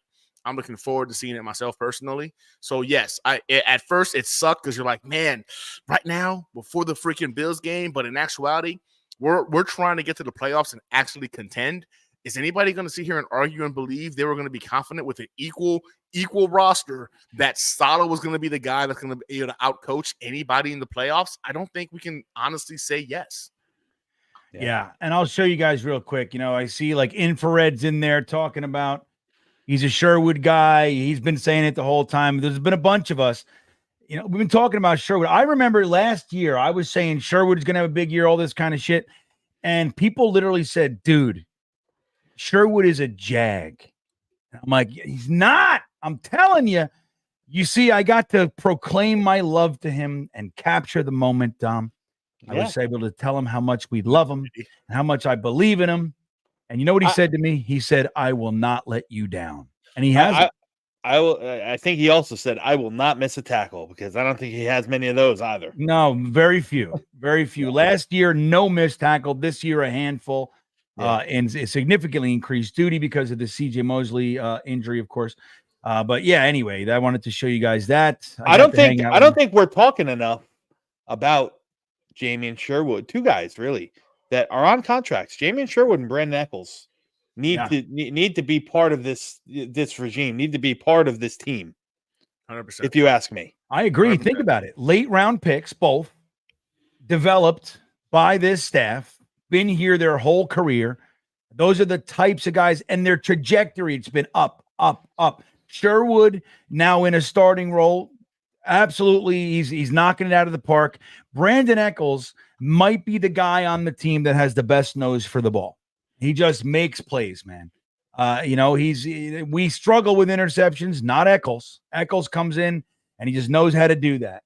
So I'm with you, man. I think that's something that I would love to see happen before the season ends. But we'll see.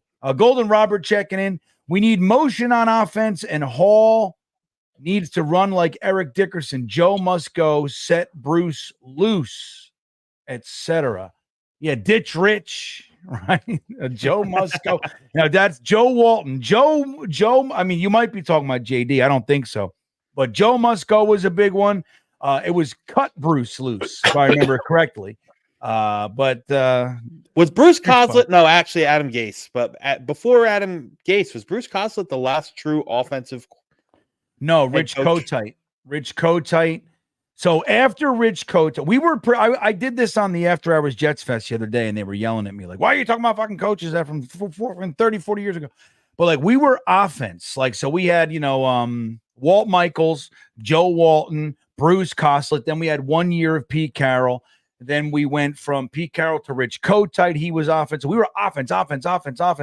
Then we were Parcells, Belichick for 3 minutes and 18 seconds. Then we had Al Groh, Herm Edwards, Mangini, Rex Ryan, Todd Bowles. Then 2 years of Gase. And then since, then it was obviously Robert Saleh. So we've been defense really since 1997. Steady with a little bit of Gase. You know what I mean? So 1997, we've been predominantly a defensive coach team. But yeah, but that's funny. Joe Musco was a chant in the stadium. I'm pretty sure it was Cut Bruce Loose. But again, Was it Joe Walton who used to get caught all the time on camera picking his nose? Yeah, every game. Every game, doing the thumb. He had his thumb in his nose all the time. But then we had Ditch Rich was and get Gase out of this place. Maybe I don't know if he said that. But et cetera, Golden Robert.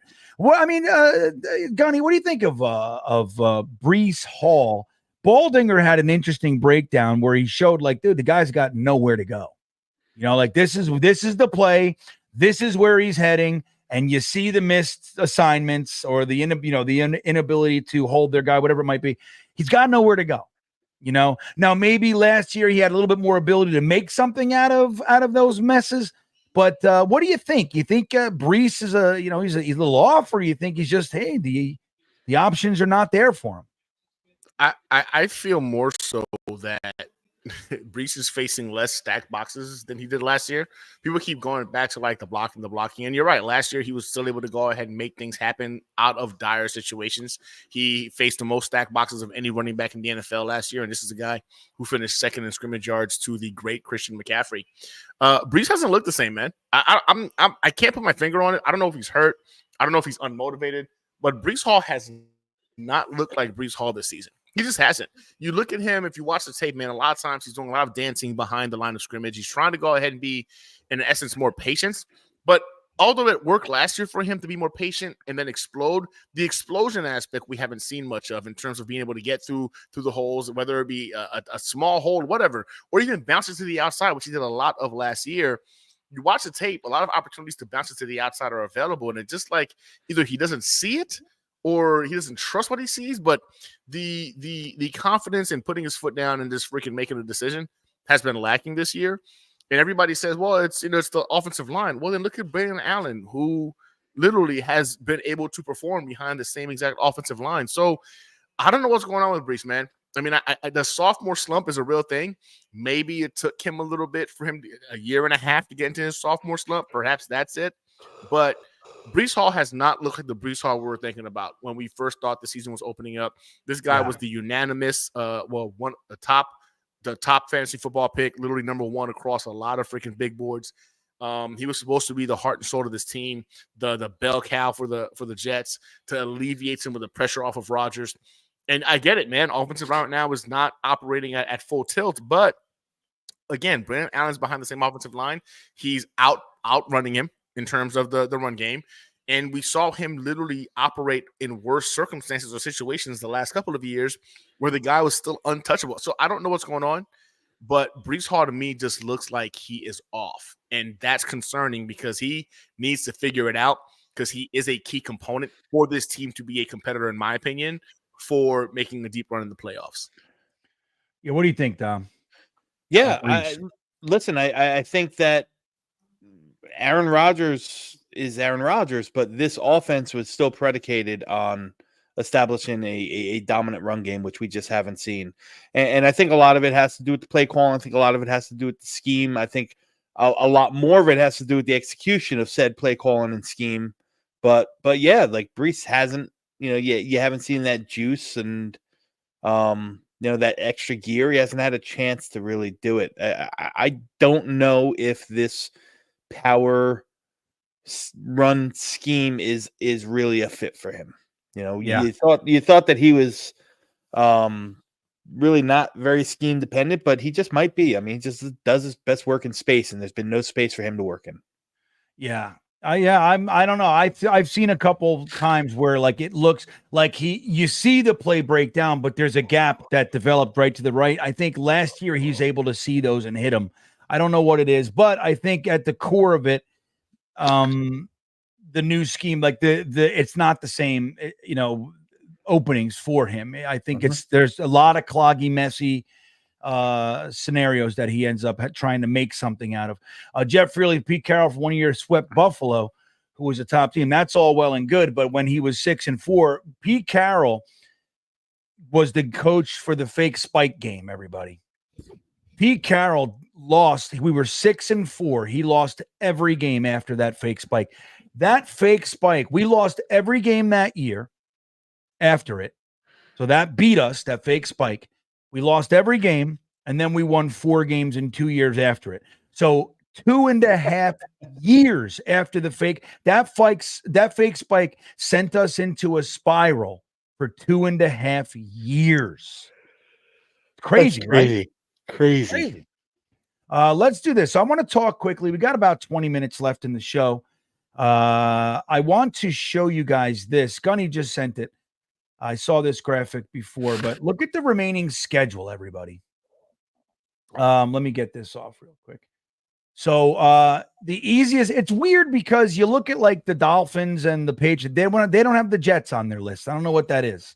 We're on the Bills list ×2.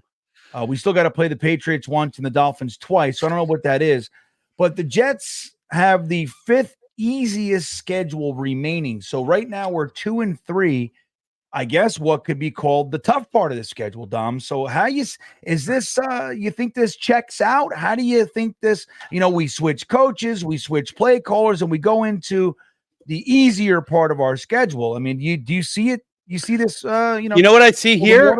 You know what I see here? I mean, take the Bills out of the equation necessarily, but I see 1, 2, 3, 4, 5, arguably 6, if you want to count the Dolphins, defenses that are bottom half of the league, and then you look at the first 5 games where you had the Niners, Denver, whose defense is a lot better than I attested them to be. Yeah. Minnesota. Who else am I missing? Well, New England. And who else? Who's the 5th game? Tennessee, who had a good defense. So maybe, just maybe, this is exactly what the doctor ordered to get the offense moving. So I can't wait for the Todd Downing stands to come out of the woodworks, say, look at what he does with this offense. Or maybe he was just, he got the good end of the stick here. Amen. Right. Scenario. Yeah. What do you think, Gunny? You agree with Dom? Yeah, listen, I looked at the remaining schedule, right? And I do agree with Dom, man. I think we went through the hardest part of our schedule these first 5 games. I really do. The Buffalo Bills defense right now is nothing to write home about. People will say, well, they look really great the first 2 games, but when they face off against some real contenders, they look pretty mid. You're starting to see the fact that not having a true wide receiver one or receiving weapons is going to be an impact for this offense, man. Everybody was telling me last year, like, oh, well, it's cool because they got some great tight ends. Their tight ends have been non-existent this season. Because why? Oh, that's why. Because you don't have any wide receivers to go ahead and pull defensive coverages. You don't have the fear factor of a Gabe Davis and Stephon Diggs to go ahead and give them those one-on-one matchups. I think the Bills are going to struggle in terms of the fact that they just don't have what you would call elite or even great personnel offensively to go ahead and compete. Then look at the defense side of the football. Again, they don't have the components or the talent to go ahead and compete. Look, and I get it, man. Coaching matters in the NFL. I get it. I'm a big component now, more of a believer now that coaching does matter. But you still need football players to win games. You still need studs to win games. The Buffalo Bills have Josh Allen. Josh Allen is the one-man show. You saw what happened the last couple of games where they were like, hey, Josh, save us. Save us, man. It's all on you. We need you to go ahead and figure it out for us. Save us. He has no help. So I think that the Jets right now are in the situation where they can go on a run. They really can. This is not scary. The Rams look like a shell of what we were expecting. The Colts are, for some reason, starting Richardson again this week, even though Joe Flacco has looked better. The Jaguars, I mean, laughable. Like the rest of this freaking schedule looks pretty easy. I'd be frustrated if the Jets don't win at least a minimum of 10 games this year. That to me is still the floor. It's 10 games. But I think they have a real potential to win anywhere from 11 to 12 because of the fact that we just went through the, in my opinion, gauntlet of our schedule. Especially with teams like freaking the Broncos and the Vikings and the 49ers, all top 5 defenses. We made it. We survived it. And by the way, when it comes to the Vikings and the Broncos, we lost those games on one possession games. So I feel pretty good about the rest of the season. I really do. And I'm a little salty that they don't have the Jets on like the Dolphins schedule and whatnot. I don't know why. Are we just non-existent for them or something like that? But yeah, I feel pretty good about the rest of the season in terms of the schedule. When you look at DVOA, we faced the number 1 ranked defense, the number 4 ranked defense, the number 5 ranked defense, the number 9 ranked defense, and then New England, where they are where's New England here? At the time, they were number 8 when we played them. Number 28. Number 28 right now. Compliments of us. So Gunny, I don't have I'm looking at, actually I can just do this. Let me move this here and then move this here. Where's that stat, Bean? You pulled it down. What, the graphic? Yeah, the graphic. Hold on. I closed it down. Hold on a minute over here. We'll get it right now. All right. It's coming. And here it comes. So right now, Buffalo is the 6th ranked defense in DVOA. So we have them twice, right? We have New England, who's 28th, like we said. We have Jacksonville, who's 32nd. We have the LA Rams, who's 31st. The Arizona Cardinals, who's 26th. The Indianapolis Colts, who are 21st. And the Miami Dolphins, twice, which are 25th. So we are facing a good run. Our offense has a good chance to turn this ship around. And it starts, it would be a good start if it started on Monday. And to add to that, right, the Buffalo Bills number is significantly skewed because they went off against nobodies the first freaking 3 games, to include the Miami Dolphins, who look like a shell, what we were expecting. They went up against no competition the first 3 games, so their DVOA is significantly skewed because if you only do it the last 2 weeks, they're literally, I think it's 26 the last 2 weeks. If you just did the last 2 weeks of what they've looked like against competent offenses. Yeah. So I think even the Buffalo Bills one is extremely exaggerated based off of what we've seen this year.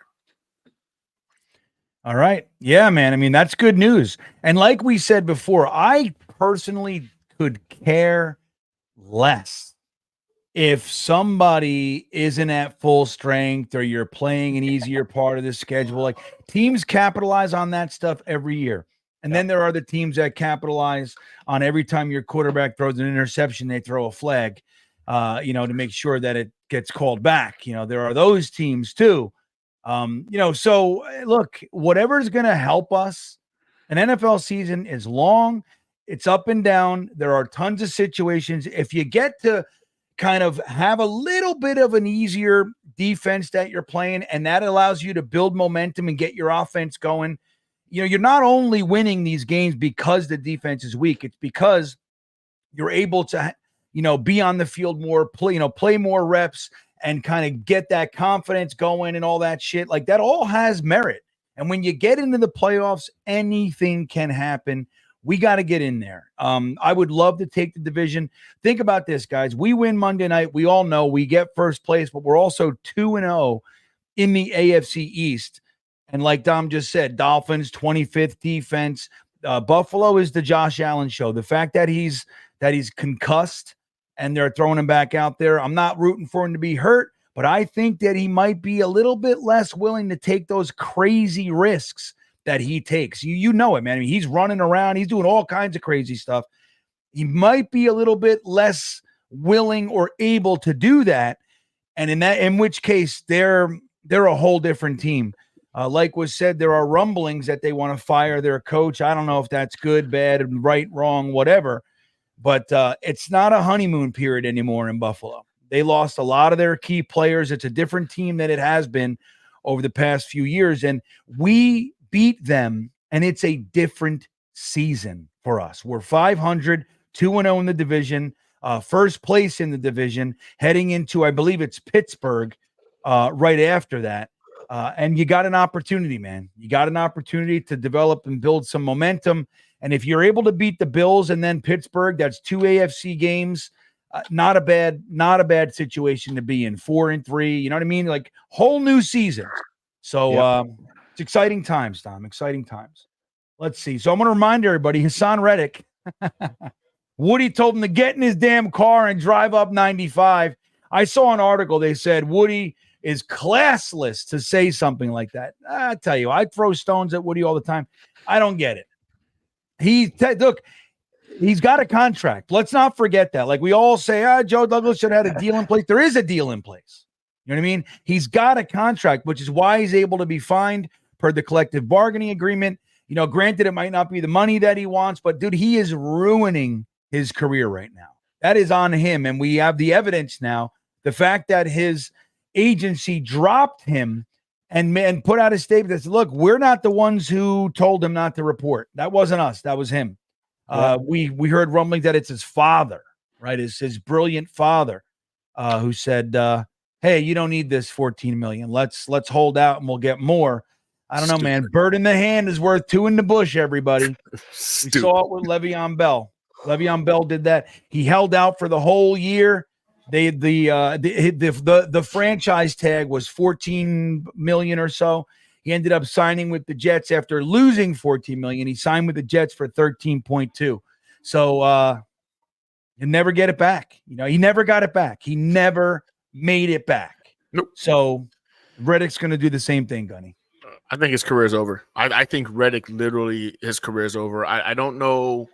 Again, you're not putting anything on tape for this year. You're only getting a year older. You play a position in which, you've been elite at for the majority of your career, but it's predicated on your ability to be a speed rusher. So speed, that goes away. Tyreek Hill right now is the anomaly. It's not even really, although right now we're seeing Tyreek Hill maybe starting to get a little slower. Eventually, Father Time takes that speed away. So you don't even have the ability to go ahead and really just extend your career because your technique is good, not elite, right?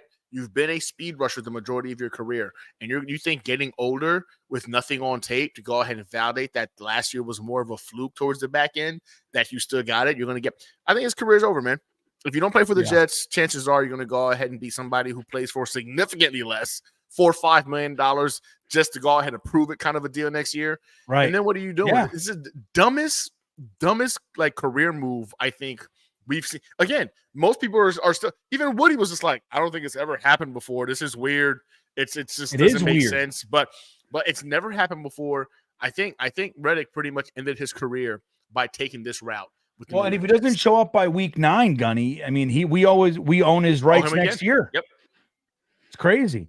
Elmo Jetsfan talking about Josh Allen. He don't understand how he got cleared in the concussion protocol. They didn't put him in concussion protocol. Correct. They pretended it was an ankle. They said it was an ankle. He's on the injury report right now with an ankle injury. Now, I'm not saying his ankle isn't hurt. No, I don't know. Maybe.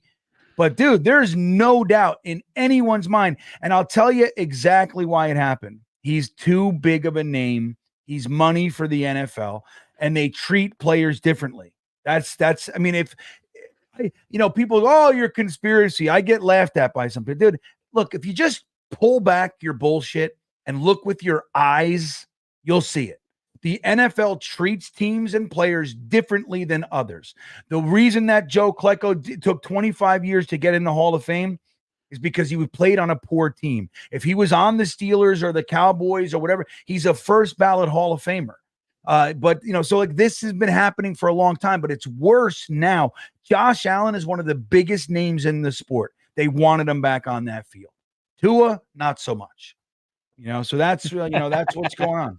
Well, Tua also crinkled up like that. Had It's a that scary posturing thing. episode. Yeah. So. Yeah, it's the But if we're scariest thing being you've ever honest, seen. Josh Allen body went. He got knocked out. You can't convince me he wasn't knocked out. His body went 100% limp.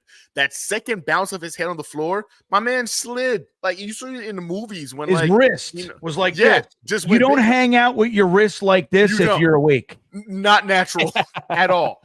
Dude was knocked out and they brought him back in there. Like the fact that the NFL hasn't stepped in or even asked questions about it, from what it seems like from the outside looking in, is mind-boggling to me. When you're preaching freaking player safety being so important, and we all witnessed this dude get knocked out, went to sleep, cold, and then back into the game. You're seeing freaking the staff members giving him salt to wake him, sulfur to wake him up in order to go ahead and go back. That is very, very telling. But like you said, though, it's Josh Allen, right? Like, again, Tua, he's out for freaking IR for 4 games. And Josh Allen comes back the very next play to go ahead. It's mind-boggling to me, if I'm being honest, but it is what it is. Yeah, we haven't talked about Miami at all. Do you think that they get back to, like, being, a potential favorite once Tua comes back? Do you think? I can't believe they're letting him come back. When is he scheduled to come back? Do we know yet? Week 8, yeah. Well, so in the meantime, I mean, look, we watched them beat the Patriots. I watched a nice chunk of that game. They didn't look good. They didn't look good to me. The Patriots suck so bad that they were able to beat them. I think the Dolphins beat them 15-13 or something. 15-12. Yeah, it wasn't 15-12, right? Not a good look. I mean, by that time, if we're talking about week 8, what's their record right now? Let me see. 2-3. 2-3 like us. So if they lose, let me see something here. I want to see their direct Colts. schedule. I think they play the Colts when they come back, if I'm not mistaken.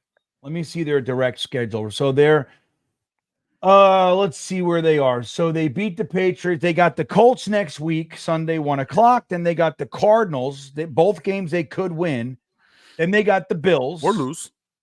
Well, yeah, I'm just saying, like, it's not they're not playing the Chiefs. You know what I mean? Yeah, I got you. Yeah, that's all I'm saying. But you're correct. So they got the Colts, the Cardinals, the Bills, then the Rams, then the Raiders. So what is this? Week 5, 6, 7, 8. So he's coming back against the Bills. Yeah. I mean, even if they lose, if they're 3, right now they're 2-3. If they're 2-5, that's a hill. Yeah, it's a rough sledding, if you will. But if we're being honest, like, Tua hasn't looked good. He hasn't looked like good. 7 games now. It's not like I've seen like Dolphins fans like, oh man, when Tua gets back, he'll fix it. Really? Because you've looked like this since like 7 games dating back into like last season. So Tua has. It's like I think it was said beautifully by TD Finstock. I don't know if you guys watch TD Finstock, but I watched him quite a bit, and he was talking to his fellow fan base like, listen, man, defenses have figured it out, and the issue has now become that McDaniel can adjust or hasn't adjusted.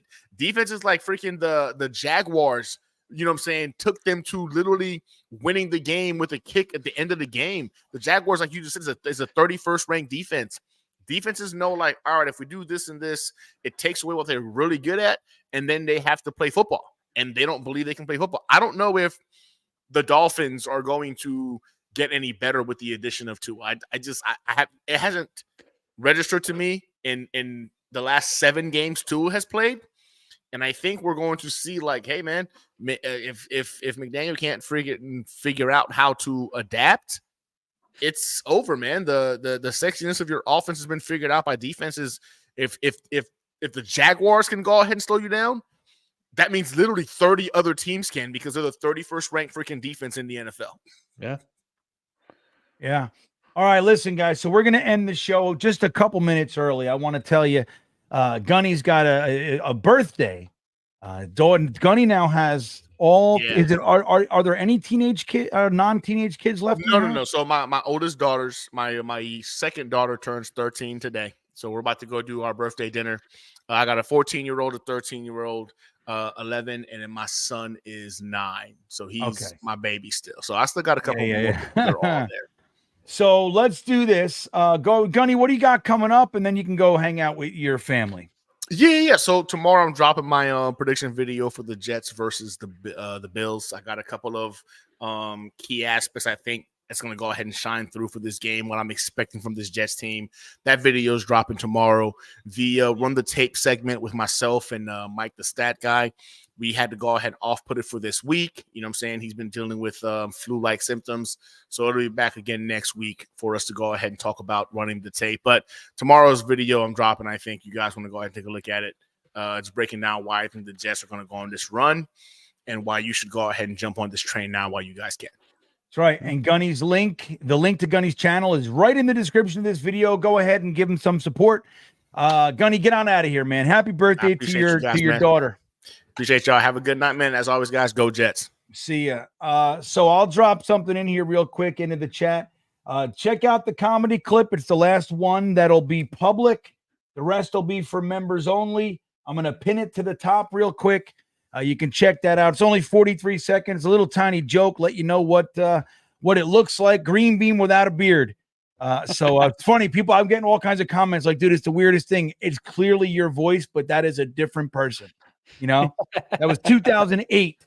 So, Dom, what do you got coming up? You got anything of interest? Your channel, Twitter, anything? Oh man, do I ever? Because it's time, Bean. I will be releasing this weekend my first full round one mock draft for the 2025 season. Again, I was away for a couple days, but spent some time this week getting back in and cutting up film and putting some scouting reports together. So now is go time for Dom C. You will see a lot more content coming out on my personal channel, Project Prospect with Dom C. I got some good ideas. I got some new guests. I got some new hosts for some podcasts. A lot of in the weeds draft content ready to roll. If that's your thing, it might be too soon for some people, and I don't hate you for it. But I don't understand it either. So first round one mock draft being released this weekend. You guys will like what I did for the Jets. Fantastic. And hey, listen, and Dom's link is in the description of this video as well. Project Prospect with Dom C. I'd like to announce and thank everybody. I just passed 13,000 subscribers today. I also passed my 1,000th video like a week and a half ago. I have over 2.5 million views on this channel. So I'm just bubbling over with gratitude. I love doing this. I love that you guys come and hang out with us. I love getting to hang with Dom and Gunny and Frankie and Jeremy and Ryan and Matt, all the guys, Tigo.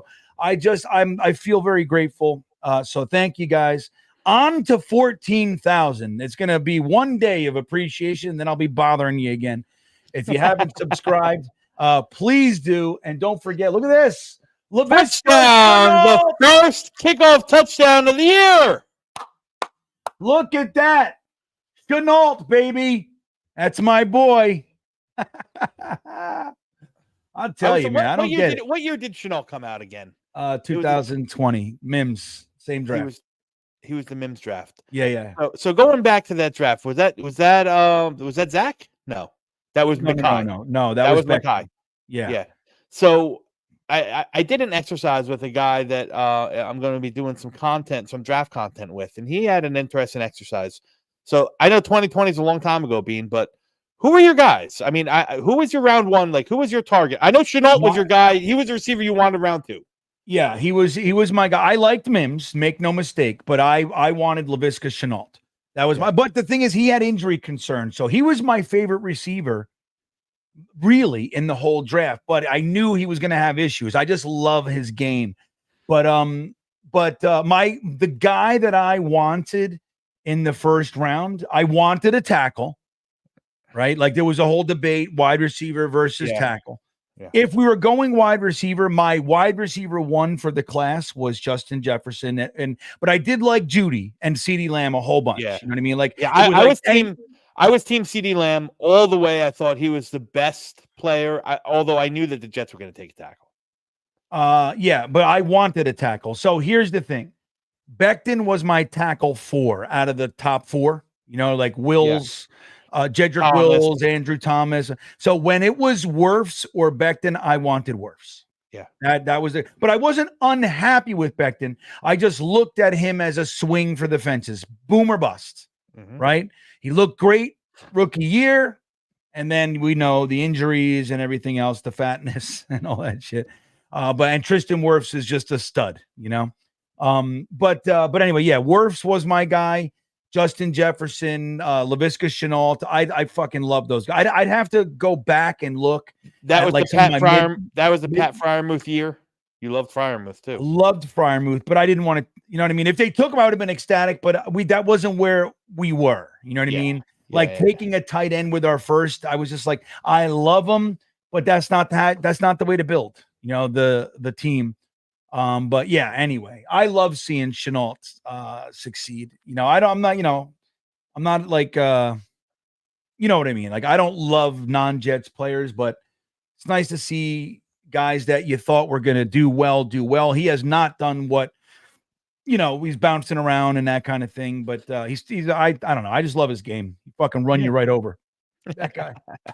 Anyway, let's get out of here, guys. Thanks again. Check out the comedy clip. Again, this is the last public one. I'll be releasing segments of that entire show for members only. If you want to join the Stream Beaners, the join button's right under the video, or you can join the Beanbaggers and get private access and a whole bunch of additional content that's coming, early releases of the podcast and all that stuff.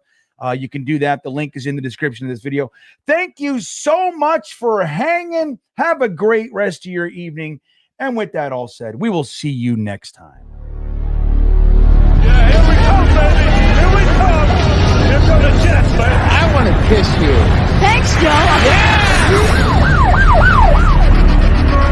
You want to run or you want to duck down? You want to duck, just go over and get onto the bench and stay there. You play to win the game. My message for the fans, we're all frustrated with where we are right now.